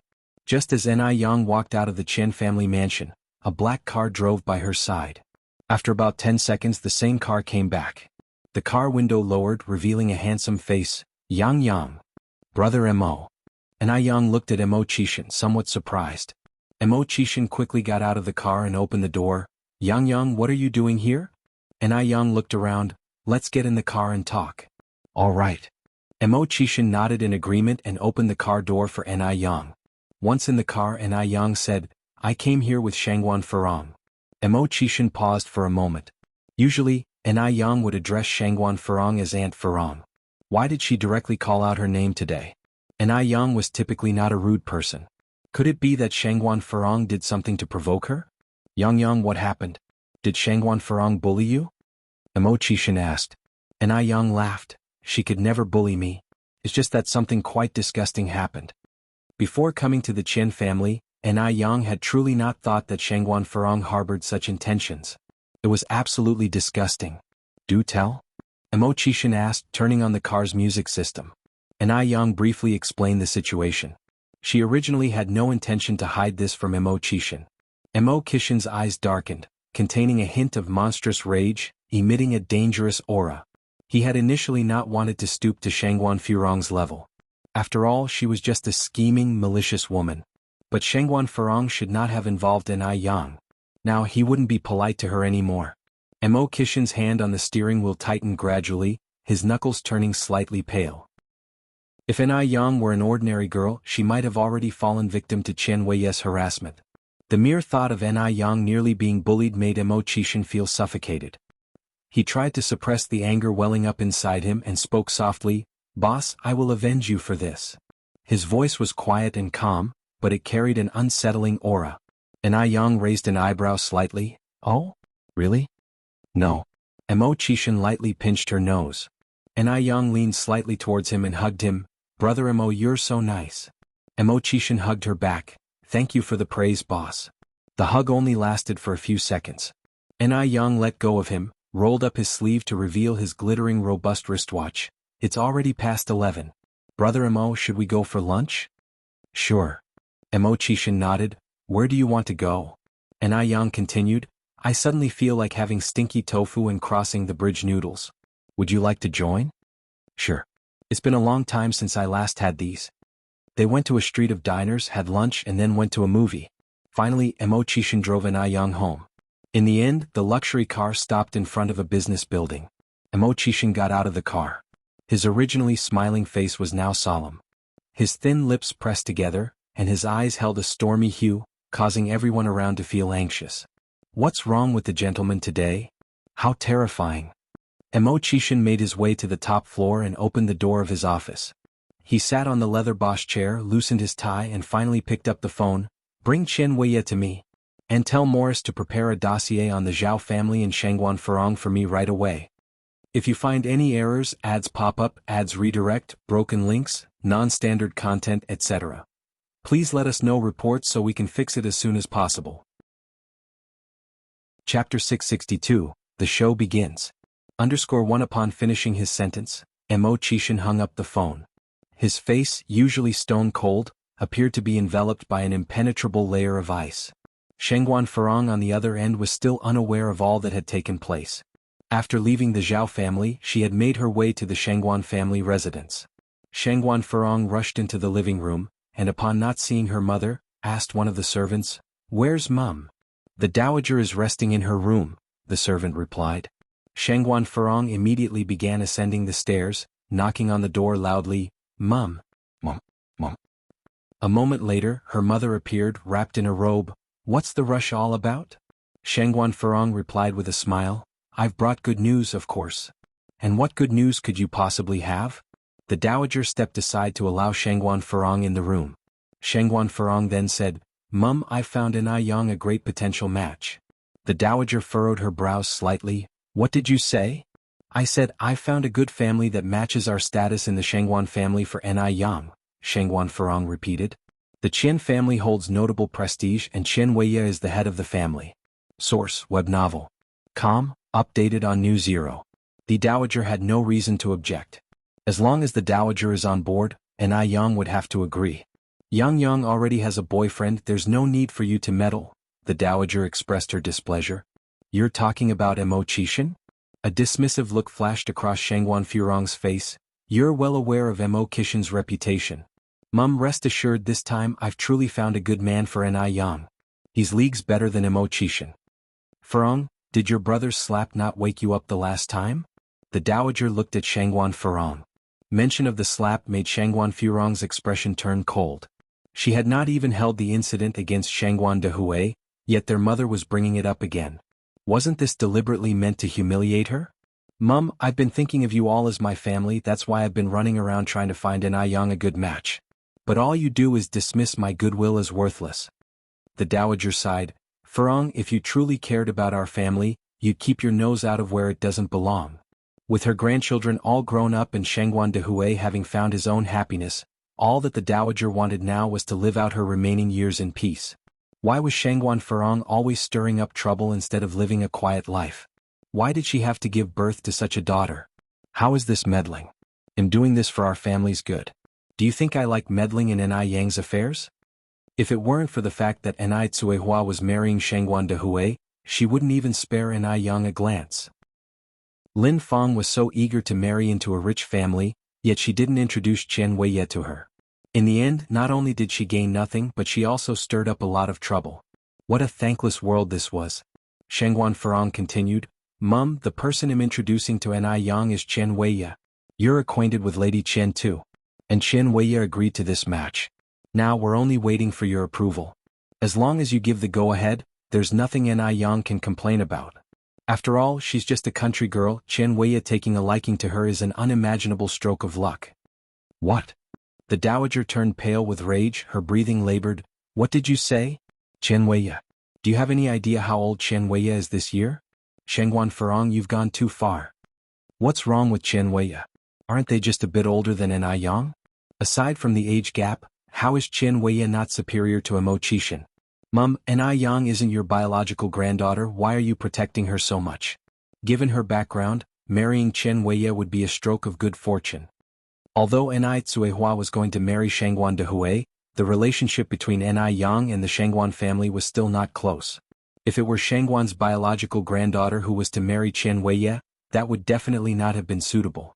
After all, whoever Qian Weiye marries essentially becomes his concubine. The dowager trembled all over. Shengguan Furong had gone too far. This was outrageous. She was already seething with anger after hearing these words. How would Yang react if she heard them? Shengguan Furong continued, "Mum, you're not a fool. You know exactly what the pros and cons are. If Yang marries Qian Weiye, our Shengguan family are the ones who will benefit. If Yang were to be with Mo Qixin, everyone would only end up laughing at the Shengguan family's expense. If you find any errors, ads pop up, ads redirect, broken links, non-standard content, etc. Please let us know reports so we can fix it as soon as possible." Chapter 663, The Show Begins. _2. Shut up. The old Mrs. Shengguan, unable to contain her anger, slapped Shengguan Furong squarely across the face. Caught off guard, Shengguan Furong's face immediately sported a visible handprint and her words came to an abrupt halt. She hit her. Old Mrs. Shengguan actually hit her. A few days ago, it was her own brother that hit her. Now it's her own mother. Moreover, it was all because of Ai Yang. Misfortune. They, mother and daughter, were truly a curse. Old Mrs. Shangguan continued, a daughter married off is like a bucket of water poured out. You have no right to interfere in Ai Yang's affairs. Old Mrs. Shangguan really didn't want to speak so harshly to Shangguan Farong. After all, in her eyes, her children were all equal. But Shangguan Farong was just too excessive. Source, web novel. Com, updated on Omicron New. 0 Mother, what did you say? Shangguan Farong looked at old Mrs. Shangguan in disbelief. I said a daughter married off is like a bucket of water poured out. Can't you understand me? Old Mrs. Shangguan continued, before, your brother indulged you no matter how excessive you were, he wouldn't grudge you. But this time it's different. Farong, I hope you can recognize your position. You're 36 years old, not 16. Can you think about the consequences before you speak or act? Staring at old Mrs. Shangguan, Shangguan Farong looked as if she was seeing a stranger. 36 years. This was the second time old Mrs. Shangguan had spoken such harsh words to her. The other time was on the way back from Ni Quihua's home. Everything I did was for the Shangguan family. Shangguan Farong cried hysterically, fine. It's my fault. I'm meddling in others' business. Okay. From today on, I'll stop caring about these damn things, okay? Shangguan Farong picked up a vase and smashed it hard on the ground. Crash, shards flew in all directions. The maids cleaning downstairs were greatly startled by this sudden crash. Old Mrs. Shangguan watched Shangguan Farong's retreating figure, shaking her head helplessly. This child is getting more and more irresponsible, and the real hardships are yet to come. Shangguan Farong, covering her left face, made her way downstairs. The passing servant, seeing her like this, dared not to approach and ask what happened. Just then Shangguan Shi returned from outside. Aunt, what happened to you? Get out. Shangguan Farong, still enraged, pushed Shangguan Shi away. Caught off guard, Shangguan Shi was pushed to the ground, hitting her head on the corner of a table. Miss, are you all right? The servants rushed over and helped Shangguan Shi up. I'm fine. Shangguan Shi, supported by the servant, stood up and rubbed her nape. What happened to my aunt? The servant pointed to the ceiling and whispered, it seems like there was some disagreement between the miss and old madam. Huh? Shangguan Shi frowned slightly, ignoring her headache. She ran upstairs immediately. Upstairs, old Mrs. Shangguan sat on the sofa, her face filled with worry. She was reflecting on herself. It was she who had spoiled Shangguan Farong. It was she who hadn't taught Shangguan Farong well. Grandma. Shangguan Shi sat down next to old Mrs. Shangguan. Xiaoxi. A forced smile appeared on old Mrs. Shangguan's face. Shangguan Shi tried to break the news gently. Grandma, I just saw my aunt leaving in tears. What happened between you two? Old Mrs. Shangguan sighed, recounted the whole story to Shangguan Shi. Hearing this, Shangguan Shi was shocked. It's horrifying. What kind of person is Chen Weiya? A scumbag who even beat his wife to death. What Shangguan Farong did was like pushing Ni Yang into a flaming pit. How could my aunt do such a thing? Shangguan Shi frowned. Yang must be very angry now. We must not let my aunt affect Aunt Daya and Dad's relationship. After all, it was not easy for Dad and Aunt Daya to finally be together. Exactly. Old Mrs. Shangguan agreed. Xiaoxi, it's good that you are back. Let's go to Aunt Daya's house together and explain everything to Aunt Daya and Yang properly. Okay. Shangguan Shi nodded. Under the cover of night, they took a car to the Ni family home. When they arrived, the Ni family was having their meal. The whole family were gathered around the table, laughing and dining, creating a harmonious atmosphere. Aunt Daya, Aunt Ni, Yang. Shangguan Shi greeted them politely. Grandma, Sister Xiaoxi, why are you here? Ni Yang stood up in surprise. Yang, we, the Shangguan family, have wronged you. Old Mrs. Shangguan walked over, holding Ni Yang's hand with an apologetic face. We made you suffer such injustice. If you find any errors, ads pop up, ads redirect, broken links, non-standard content, etc. Please let us know reports so we can fix it as soon as possible. Chapter 664. The show begins. _3. What's going on? Ni Tsuehua and Ni Qinggui were puzzled. Ni Yang had started cooking as soon as they got home and hadn't had time to tell Ni Tsuehua about it yet. The Shangguan matriarch sighed. It's all my fault for not raising my daughter right. She then recounted the entire incident. On hearing this, the faces of Ni Tsuehua and Ni Qinggui darkened. Hadn't Shangguan Farong overstepped her bounds? She had even set her sights on Ni Yang. The one consolation was that the matriarch of the Shangguan family was reasonable. If the Shangguan matriarch and Shangguan Farong were of the same breed, then the Shangguan family would be no different from a den of beasts. The Shangguan matriarch continued, "It's my fault for not raising my daughter properly. Rest assured, Anai Yang, I will make Farong apologize to you personally. You deserve an explanation." Since the Shangguan matriarch was so reasonable, Anai Yang naturally wouldn't be petty. After all, the matriarch hadn't been aware of this situation before. If the situation had been encouraged by the Shangguan matriarch herself, then Anai Yang would never forgive her. All in all, this matter had nothing to do with the Shangguan matriarch. As long as Aunt Farong sincerely apologizes and changes her ways, we can pretend like nothing happened. However, if she keeps on the same course, don't blame me for being disrespectful. Source: web novel. Com, updated on new. These last words seem to be a polite but firm warning. Although Anai Yang had decided not to push the matter further, she was not the type to suffer in silence. The Shangguan matriarch looked at Anai Yang with admiration in her eyes. This child was well raised by Anai Tsuehua. Deep down, she had a sense of indomitable spirit without any arrogance. And she didn't take unfair advantage of the situation, despite having the upper hand. The Shangguan matriarch was certain that in the not-too-distant future, Anai Yang would surely achieve great things. "Don't worry, Anai Yang, even if you don't do anything, I will take matters into my own hands to clean up the Shangguan family," she said. After finishing the topic, the Shangguan matriarch asked to leave. Anai Tsuehua said, "Aunt, it's late already. If you and Xiaoxi don't mind that we've already started eating, why don't you stay and have dinner with us?" Shangguan, she responded excitedly, "Sounds great, Aunt Daya. I love the food at your house." She had been worried that Anai Tsuehua might take her anger out on them because of Shangguan Furong's behavior. However, it seemed that Anai Tsuehua was not the unreasonable type. The Shangguan matriarch replied modestly, "Daya, we appreciate your hospitality."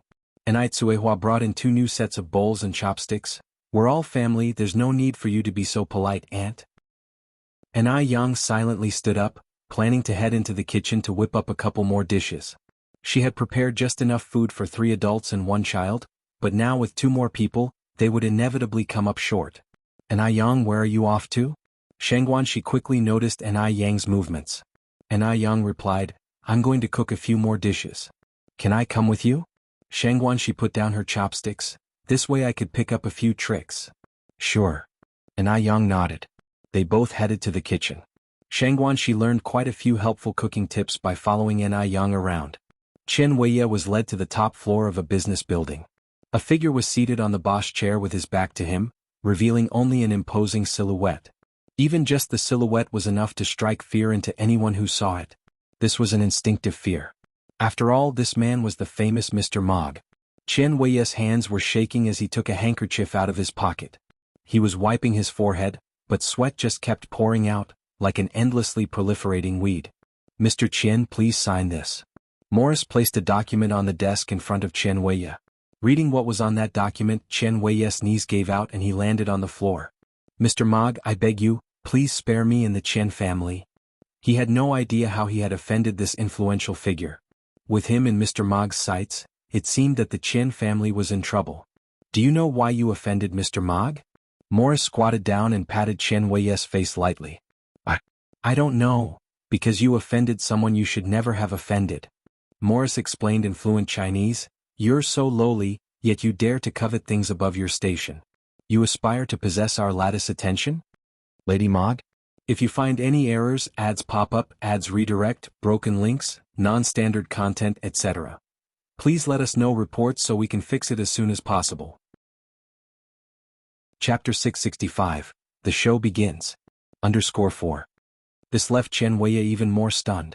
I haven't even seen Mrs. Mog, how could I be a toad trying to eat swan meat? Mr. Mog, you must see clearly. This is a disaster out of nowhere. Chen Weiye felt he was even more wrong than Do Yi. "Think about it again," Morris said, increasing the force in his hand. Chen Weiye was shaking all over. He thought to himself, who on earth was Mrs. Mog? Chen Weiye lost his wife many years ago. He couldn't help but attract other women in his everyday life, but most of them were ordinary girls who he pacified very well afterward. Could it be? Chen Weiye felt a chill in his heart. Wouldn't the so-called Mrs. Mog be Anai Yang? Anai Yang was beautiful. Chen Weiye has seen countless women, but never seen such a distinctive one. It was normal for Mr. Mog to become her suitor? Could it really be her? Chen Weiya gulped. The more he thought about it, the more frightened he became. Source: web novel. Updated on Omicron New. That Shangguan Farong really ruined him. Mr. Mog, I am truly sorry. I have no eye for treasure. I am a toad who wants to eat swan meat. I didn't know An Yang was your wife. Please let me go. I promise this will never happen again. Chen Weiya was very repentant about his behavior, crying bitterly. You want a next time? A cold voice came from the front as if it could freeze one's flesh and blood. It seems the real Mrs. Mog is indeed An Yang. I didn't guess it wrong. Chen Weiya froze in fear and immediately started slapping his face. No. Mr. Mog, I was wrong. I didn't mean that. I'm just a worthless creature. I'm a beast, please don't stoop to my level. In no time at all, Chen Weiya had slapped himself into a pig's face. His face was full of handprints. The man turned his back to him and extended his hand to his assistant. Realizing, the assistant immediately handed him a cigar and a lighter. Click. The sound of the lighter echoed in the air, and smoke rose in front of him, as if a layer of snow had been laid around him. Chen Weiya crawled to him, knelt on the ground and mumbled unclearly, Mr. Mog, please forgive this beast. This beast will never dare again. The man withdrew his disgusted foot, took a slow puff of smoke. Go and apologize to Yang, ask her to forgive you. Okay. Chen Weiya immediately got up from the ground and ran outside. Only then did the man turn his head, revealing a sharp-featured face, a cigar hanging at the corner of his thin lips, looking at Morris by his side. Morris quickly understood and turned to follow Chen Weiya. Morris, who had been following him for a long time, naturally understood what he meant. If Chen Weiya had turned his head back at that moment, he would have realized that the renowned Mr. Mog was actually despised by everyone in Chishan. Chishan then reached out to Marcus. Where are the files on the Zhao family in Shangguan Farong? Here, answered Marcus respectfully, handing over the files. How handsome the master looks when he's furious for his woman. Marcus was extremely excited. Chishan took the files and flipped through a few pages. Marcus then said, Last night Shangguan Farong returned to the Shangguan family. What was the Shangguan family's reaction? Chishan asked. Marcus thought for a while, then said, Old Madame Shangguan and Shangguan Farong had a big argument. Shangguan Farong was even slapped across the face. In the end, old Madame Shangguan personally went to Miss Nis' house. It was fortunate that Madame Shangguan was wise.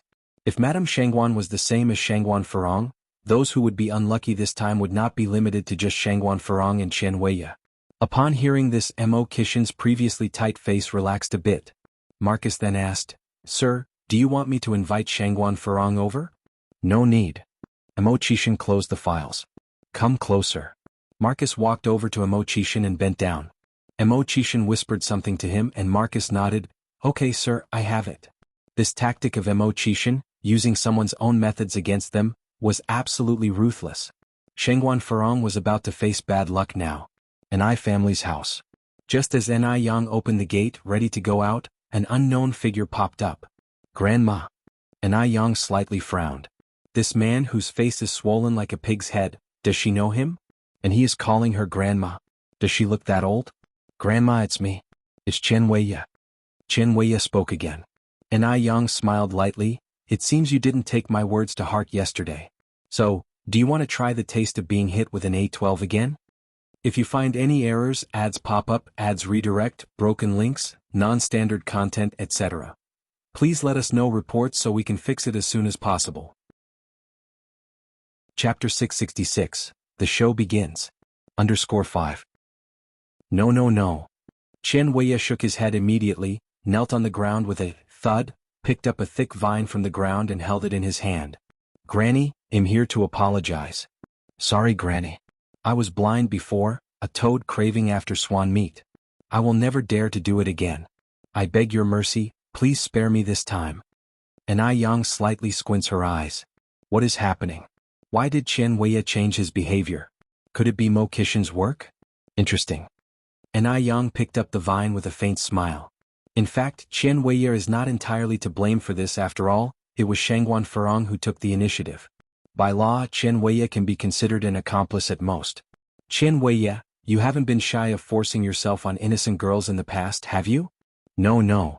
Chen Weiya shook his head immediately. I swear, Granny.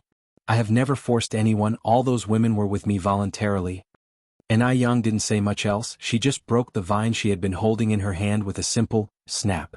Chen Weiye, if you ever do anything disgraceful in the future, this broken vine will be your fate. Source, web novel. Com, updated on Omicron New Omicron. The vine is half an arm thick and quite resilient. It would be impossible for an ordinary person to break it with one hand. Chen Weiye's moral compass was reset again, he was so scared he began to kowtow.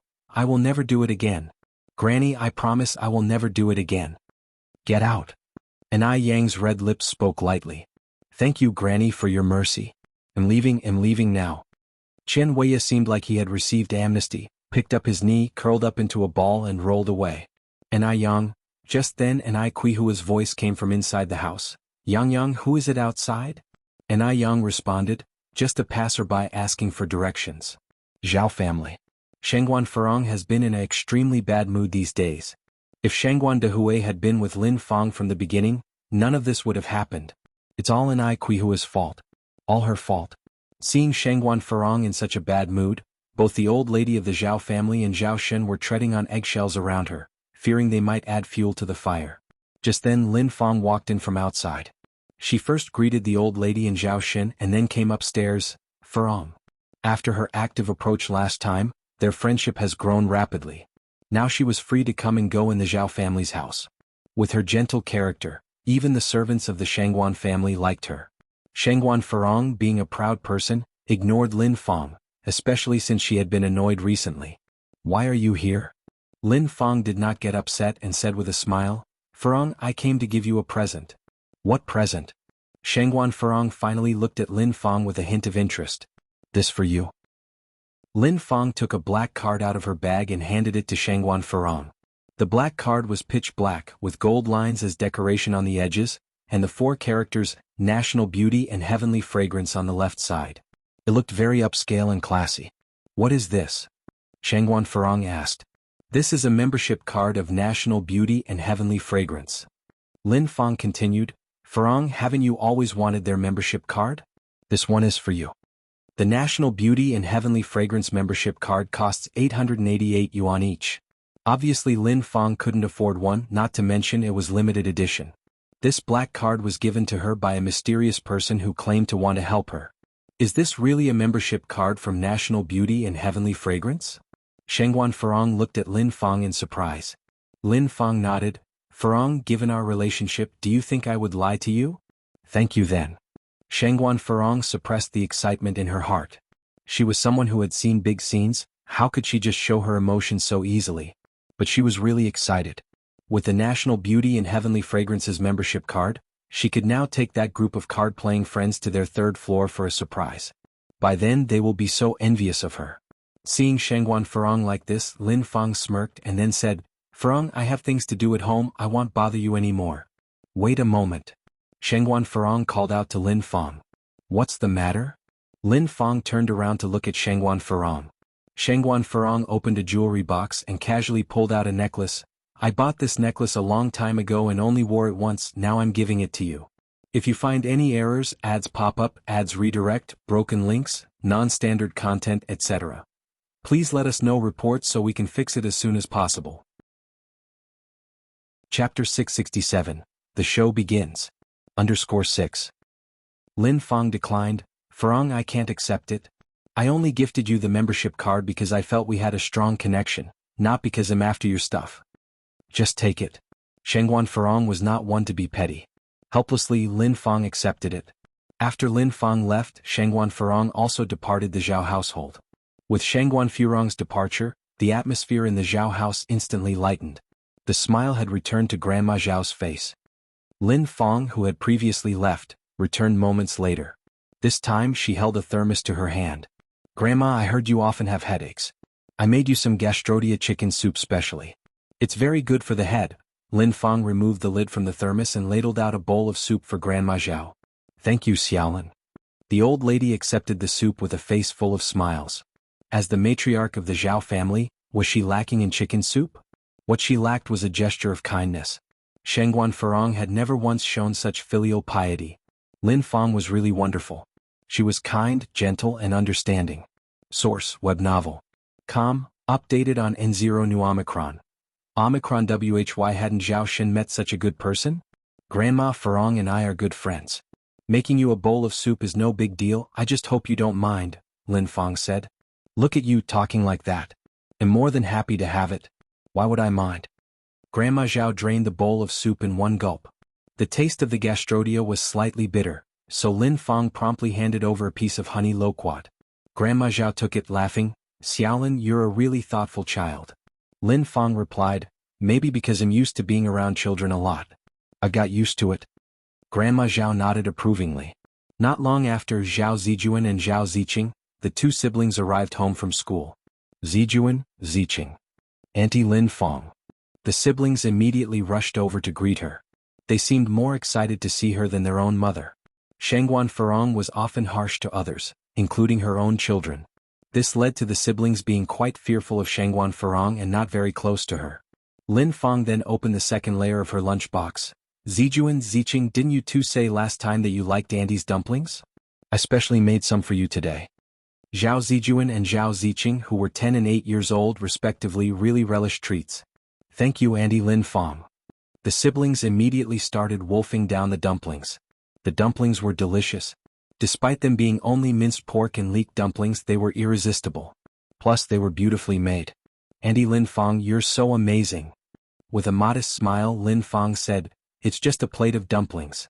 If you two like it, I can make them more often and bring them over to you. Really? The siblings looked at her, stunned. Of course. Lin Fang nodded.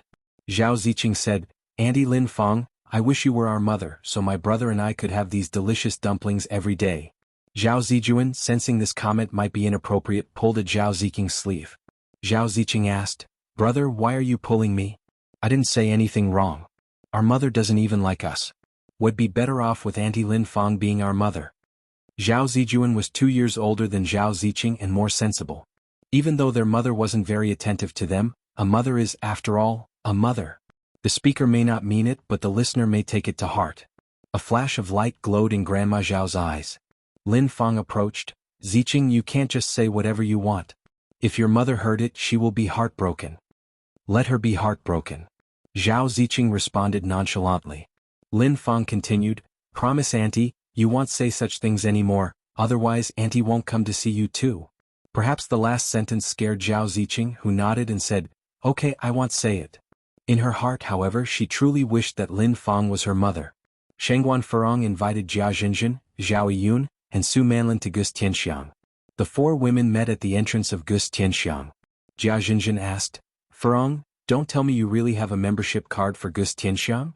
Of course. Shangguan Farong took out the black card and flaunted it. See, isn't this it? Jia Jinjin took the black card while the others immediately huddled around to take a look. If you find any errors, ads pop up, ads redirect, broken links, non-standard content, etc. Please let us know reports so we can fix it as soon as possible. Chapter 668, The Show Begins. _7 Zhao Yun said, I've seen the Gus Tianxiang membership card from my friend. It's exactly the same as this one. My gosh. Farong, you're just too amazing. Shangguan Farong, with a smile, said, isn't it just a card? It's no big deal to me. This membership card perfectly satisfied Shangguan Farong's vanity. She was used to being dominant at home, so she wanted to take control no matter the occasion.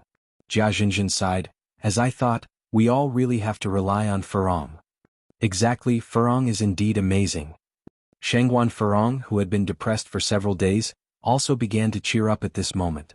With the membership card, they were able to ascend to the 3rd floor smoothly without queuing. The decoration on the 3rd floor completely stunned the four of them. It was not until they reached the 3rd floor that they realized there was a special menu for VIP customers. The dishes and desserts on the menu were all new to them, such as mango pudding, fruit salad and such. Shangguan Farong ordered a table full of dishes and desserts with an indomitable spirit. Source, web novel. Updated on Omicron New. The four of them spent over 5 hours on the 3rd floor. In the middle, they even played a game of mahjong before leaving the 3rd floor. Just as they left their private room, Shangguan Farong saw a familiar figure. Was that Anai Yang? What was Anai Yang doing wiping a vase? Wasn't she selling noodles? How did she end up at Gus Tianxiang doing menial work? Shangguan Farong squinted her eyes. looked around and already had an answer in her heart. Anyone who could come to the third floor of Gus Tianxiang wouldn't be of low status. And Ai Yang really did have grand ambitions. She turned down the introduction to Chen Weiye, yet she fawningly did odd jobs at Gus Tianxiang. She's really shameless. Farong, what are you looking at? Jia Jinjin curiously looked at Shangguan Farong. Nothing. Shangguan Farong withdrew her gaze, just having a look. Oh. Jia Jinjin nodded. Let's go then. The group headed downstairs together. Gus Tianxiang was always full of guests every day, so Ai Yang didn't notice Shangguan Farong. After she finished wiping the vase, she handed the rag to a waiter beside her and said, "The most taboo thing in the catering industry is sanitation problems. From now on, this vase should be cleaned daily. The standard is that no dust can be seen when it is wiped with a white cloth." "All right, I know." The waiter behind her nodded. Then Ai Yang found Gulangji. Even though Gulangji was much older than Ai Yang in terms of age, she truly admired Ai Yang. This young, slender girl was just too impressive. At first, she and everyone else didn't think highly of Gus Tianxiang's future. She only agreed to work here because of the high salary of more than 300 yuan. She never expected that Gus Tianxiang's business would become so booming someday. It became the target of imitation for everyone in the catering industry. Working here gave her a sense of superiority. And Ai Yang said, "Sister Lanji, from now on, there should be a sanitary inspection in the restaurant every 3 days. Then we will rate them as ABC. A class will be rewarded 30 yuan each, B class 10 yuan each, and C class will be rewarded 1 yuan.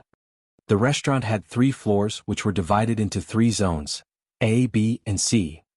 The sanitation conditions of these 3 zones could be compared with each other.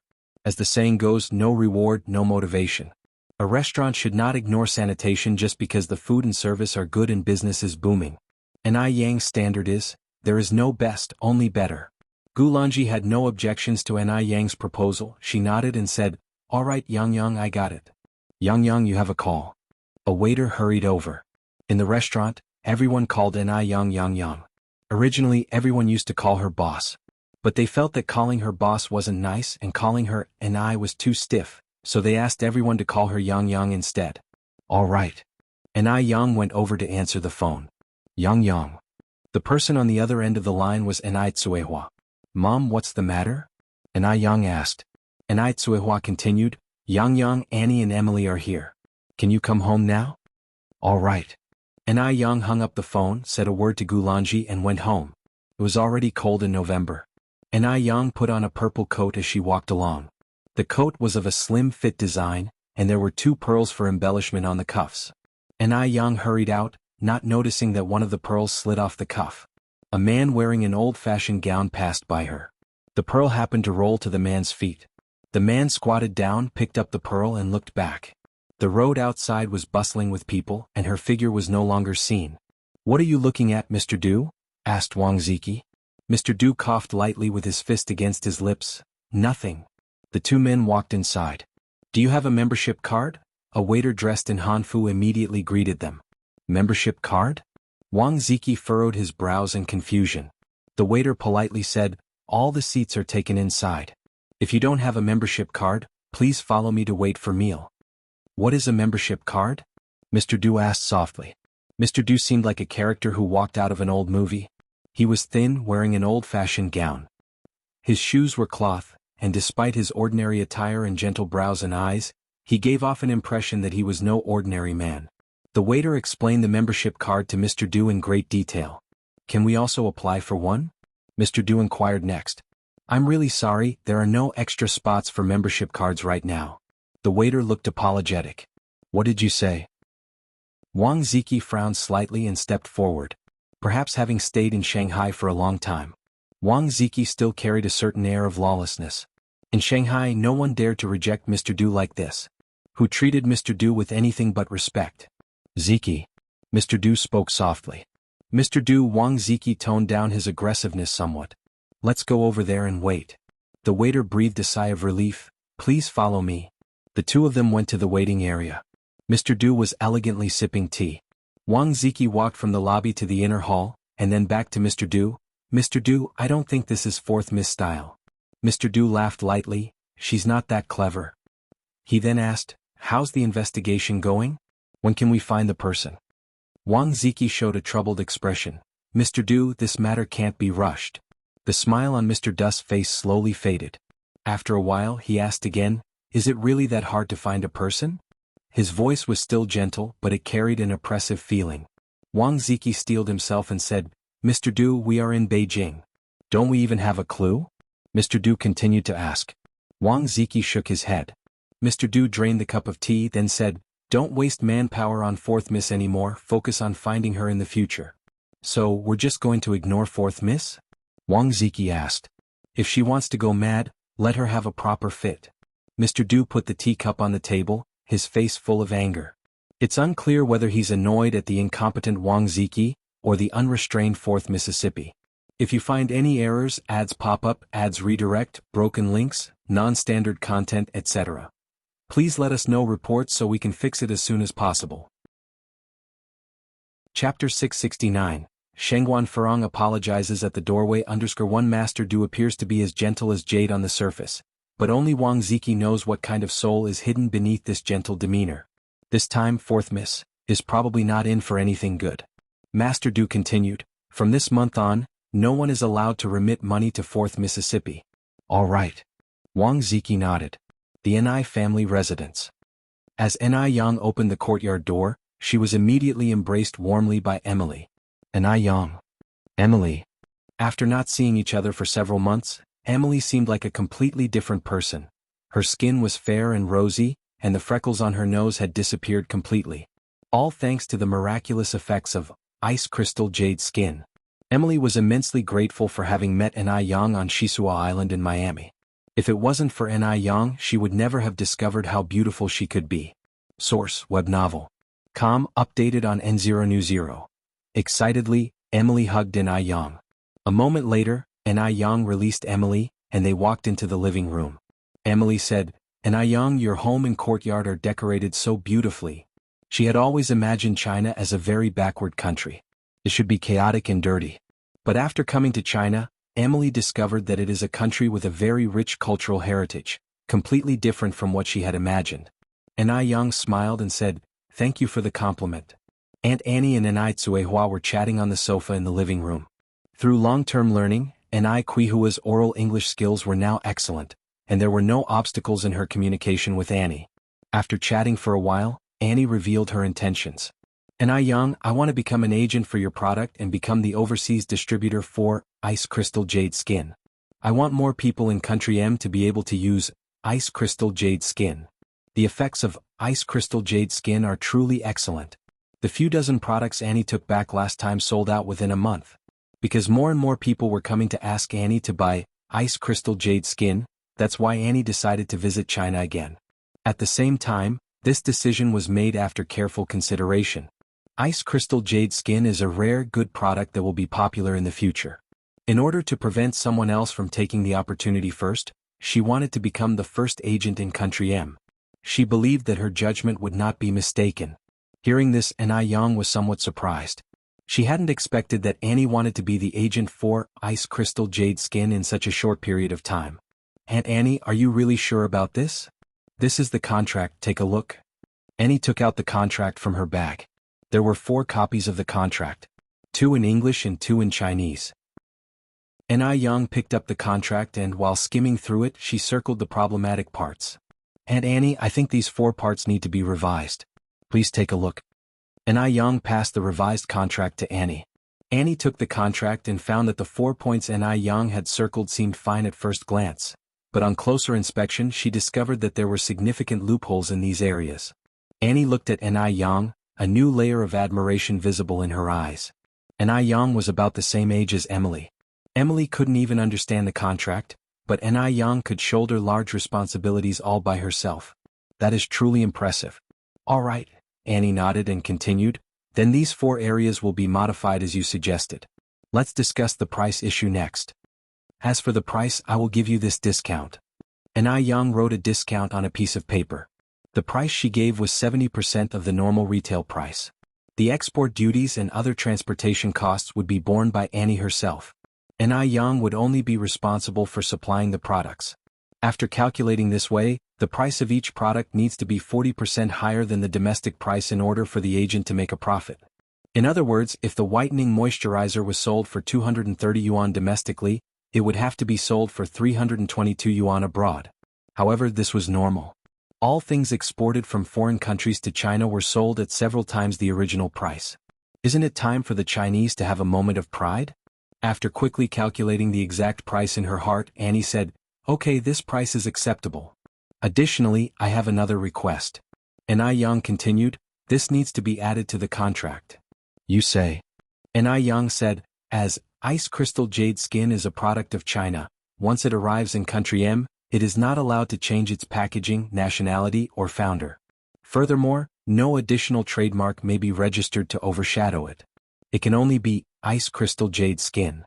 If you find any errors, ads pop up, ads redirect, broken links, non-standard content, etc., please let us know reports so we can fix it as soon as possible." Chapter 670, Shengguan Furong apologizes at the doorway. Back in the 1980s, the Chinese did not have much awareness of copyright. This led to many goods being exported from China, repackaged in foreign countries, and then sold as local products. The toilet seat news of the later era is an example. The toilet seats from our country that were so popular among the Chinese were actually made in China. And Yang, having returned from the future, was determined to prevent all such problems. She wanted to avoid any future disputes. Annie nodded, "And Yang, you've thought this through thoroughly. She's incredibly shrewd. Negotiating with her is like playing a game of chess. She was clearly just a teenager, but her considerations were more thorough than an adult's. It was difficult to imagine the capacity of her brain." And Yang continued, "Oh, there's one more thing. Some products of the Ice Skin Jade Flesh line are limited editions. In order to avoid market disturbances in M country, I hope you follow the same practice. General limited editions should be capped at 60 sets per month, and the Supreme Edition only 20 sets. It should be purchased by showing an ID card, limiting 1 set per person per month. Actually, limited edition products are also a marketing strategy. After all, rarity is precious. Only when it becomes expensive will people cherish it." Source: Web Novel. Com, updated on N0 New. Anai nodded, indicating no objections. And Yang smiled, "If Aunt Annie agrees to all the points I've made, we can sign the contract as soon as it's drafted." And Yang raced to a successful partnership. Annie extended her right hand towards Yang. "To a successful partnership." And Yang shook her hand warmly. After successfully concluding negotiations, Annie proposed to leave. And Yang smilingly said, "Aunt Annie, you are not familiar with China. If you don't mind, you can stay over tonight and I can take Emily around tomorrow." When they were in M country, and Yang had promised Emily she'd show her around. Since they've already moved into their new house, there was no need to worry about not having enough rooms. On hearing this, Emily jumped up and down in excitement. Yes, yes. She liked Yang very much and wished she could be with Yang every day. Annie said, "Then we'll take you up on your kind offer." In the afternoon, Yang took Emily for a walk around the village. The village was bustling because a new road was being built. The villagers were intrigued by the foreign girl. Yang, who is this foreign girl? What's her name? Which country is she from? How old is she?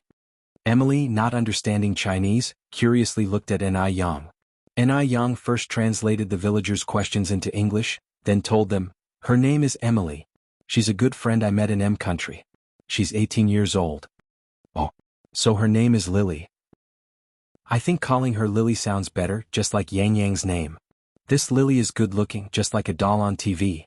The fashionable name of Emily was instantly transformed into a rustic Lily by the villagers. Oddly enough, it sounded quite nice. "What are they saying?" Emily looked at Yang.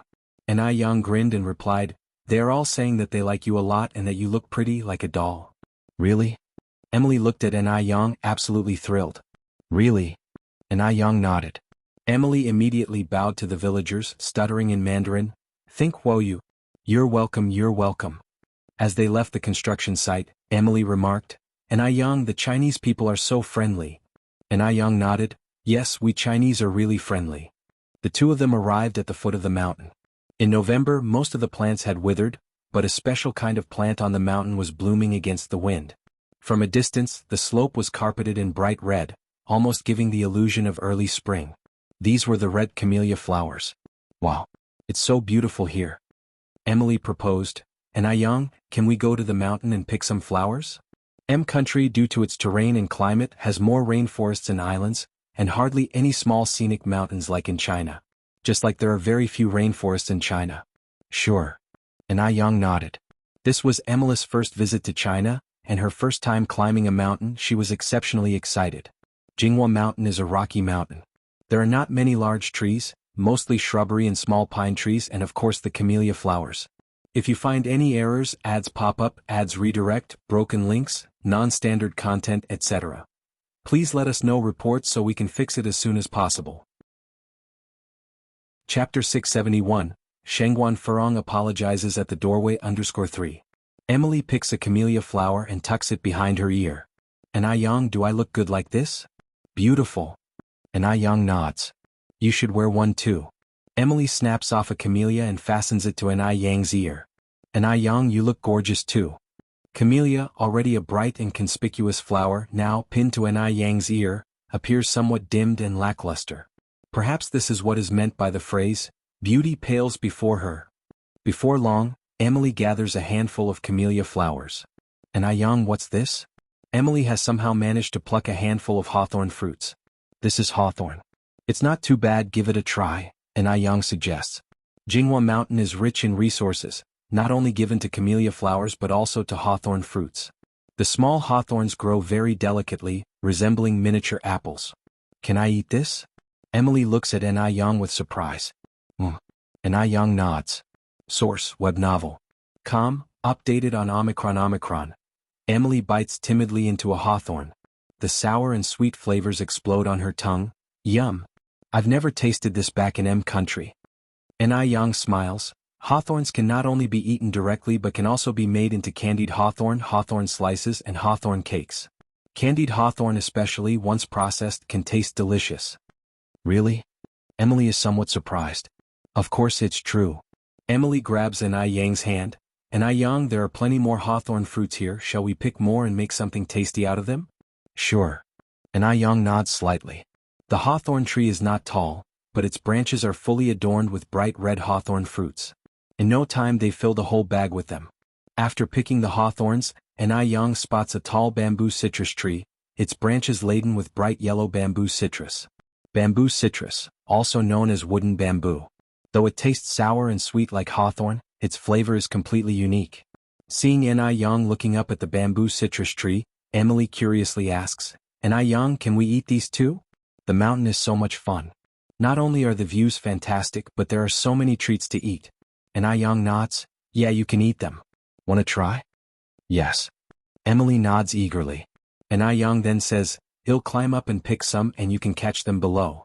Can you really climb this tall tree? Emily was skeptical. Yes. Yang, though wearing a cheongsam, has no problem scaling the tree. She makes it to the top in just a few quick movements, leaving Emily staring in surprise. Yang, you're amazing. Picking them one by one would take too long, so Yang, from her perch in the tree, gently shakes the branches. Like rain, the ripe bamboo citrus fall to the ground. That's enough. Emily below doesn't know which ones to pick up. Yang slowly descends from the tree, picks a yellow bamboo citrus from the ground, wipes it carelessly on her coat and takes a bite. The casual gesture exudes a kind of unruly charm. Just like a female general on the battlefield, clad in bright armor. So cool. The ripe bamboo citrus is not sour at all. It's soft and sweet, much more delicious than the bamboo citrus Yang used to buy from the supermarket in her later life. Emily, imitating Yang, bites into a bamboo citrus and exclaims, this is even better than the hawthorn. The two of them pick plenty more bamboo citrus fruits. Combined with their earlier haul of camellia flowers and hawthorns, they returned home loaded with goodies. By the time they got home, it was already past 5 in the afternoon. Yang begins preparing dinner. Tsuehua helps her with the preparations. Annie takes care of little Yun. Emily plays with Duo in the courtyard. Duo, the mischievous bird, loves playing with Emily. That night, Yang prepares a feast. There's sour fish, mouth-watering roasted chicken, tangy pickled chicken feet, braised pork belly, shrimp and vermicelli soup, and a breast-enhancing pig's feet stew with kelp. The beverage is fresh squeezed pomegranate juice. The bright red pomegranate juice, poured into transparent wine glasses, is as alluring as wine. When Chingue arrives home, the dishes have just been laid out on the table. Anai Yang takes the initiative to introduce Annie and Emily to Anai Chingre. Although Annie had visited once before, she returned to her country the same day and never met Anai Chingre. Mrs. Anai, this is Annie and this is Annie's daughter, Emily. Anai Yang goes on, Annie is interested in representing our ice-cold jade skin brand in M country. She is here to discuss the partnership. If you find any errors, ads pop up, ads redirect, broken links, non-standard content, etc., please let us know reports so we can fix it as soon as possible. Chapter 672, Shangguan Furong apologizes at the doorway _4. Hearing this, Anai Chingui exclaimed in surprise, really? Our, can go international now. Amicham, Anai Yang nodded. That's fantastic. Anai Chingui said with a deeply moved smile on his face, turning to look at Annie and Emily, hello, I'm Anai Chingui. Anai Chingui didn't speak English, leaving Emily and Annie looking at each other perplexed, unable to understand what Anai Chingui meant. Anai Yang smiled and translated for them. When Anai Chingui saw Anai Tsuehua could communicate normally with them, his face was full of disbelief. Yang Yang's mom, you're really amazing. Although he had known for some time that Anai Tsuehua was learning English, Anai Chingui didn't realize that her English skills had gotten so good. Anai Tsuehua smiled and said, when I have nothing else to do at home, I practice on my own. After spending so much time, I'd be embarrassed if I still couldn't do it. After all, she had also spent several months on it. It looks like I really need to study hard or else I'll be the one falling behind. But Yang Yang's mom, you're really smart. A year ago, Anai Tsuehua was just an illiterate rural woman. Now, not only had her appearance and temperament changed, but her knowledge had also improved along with them. Moreover, Anai Tsuehua was someone who loved to learn and had the perseverance to keep at it. Whenever she had free time, she would find a book to read, no matter what kind of book, she could get into it. Anai Chingui truly admired her. Source, web novel. Updated on Omicron New. Ni Tsuehua smiled and said, Sister Chingui, you sure know how to make me happy. You just haven't started learning. If you did, I'm sure you'd be smarter than me. Come on, let's eat. The dishes will get cold. I'll go wash my hands. Anai Chingui put his bag on the sofa and went to the washroom to wash his hands. Because they were aware that Emily and Annie wouldn't know how to use chopsticks, Anai Yang had specifically prepared knives and forks for them. Emily didn't have much expectation for Chinese food at first. She had eaten at Chinese restaurants in M country before. The taste was quite ordinary, not at all better than Western food. But it was only when she tasted Anai Yang's cooking that she discovered what real Chinese food was like. The flavor was stunning. Delicious. It was really amazing. Emily could hardly stop herself from swallowing her tongue along with the food. Seeing Emily's reaction, Annie also lowered her head to taste a bite of the shrimp and vermicelli soup. The soup was rich in flavor, the shrimp was springy, and the vermicelli was full of the savory broth. Biting into it brought a deeply satisfying combination of flavors, much more delightful than plain bread and sandwiches. My goodness, the Chinese were too lucky to be able to eat such delicious food. Very tasty. Annie gave Anai Yang a thumbs up. Anai Yang smiled and said, if you like it, eat more. The next day, Anai Yang took Emily to climb the Great Wall and visit the Forbidden City. They took many photos and didn't return home until after 6 in the evening. Back home, Anai Tsuehua had already prepared dinner. After eating, Annie handed over the newly drafted contract to Anai Yang. Anai Yang, if everything looks fine, we can sign the contract. Besides drafting the contract, Annie had also completed many procedures that day. The Qing dynasty had suffered from its closed-door policy, but modern China was very welcoming to foreigners. Moreover, at this time, export trade wasn't very extensive, so Annie got all the procedures almost completed. Anai Yang looked over the contract and, finding no issues, signed her name on it. Annie took out 5 thick bundles of USD from her bag. Anai Yang, this is the first deposit. Once we get back to M country, we'll transfer the second payment, and afterward, we'll proceed with a cash-on-delivery payment model. Annie had requested a large quantity this time. There was a total of more than $50,000. Converted to RMB, it was more than 400,000. Anai Yang nodded, that's fine. The following day, Annie and Emily left Anai Yang's home. After completing all the paperwork, they took a flight back to M country that very night. Annie only checked in a little more than 50 boxes of the products to take with her. The rest were to be shipped by sea. The goods were expected to arrive in about half a month. Meanwhile, elsewhere, Lin Feng had been visiting the Shangguan family more frequently these days, but coincidentally, Every time she came, Shangguan Furong was not at home.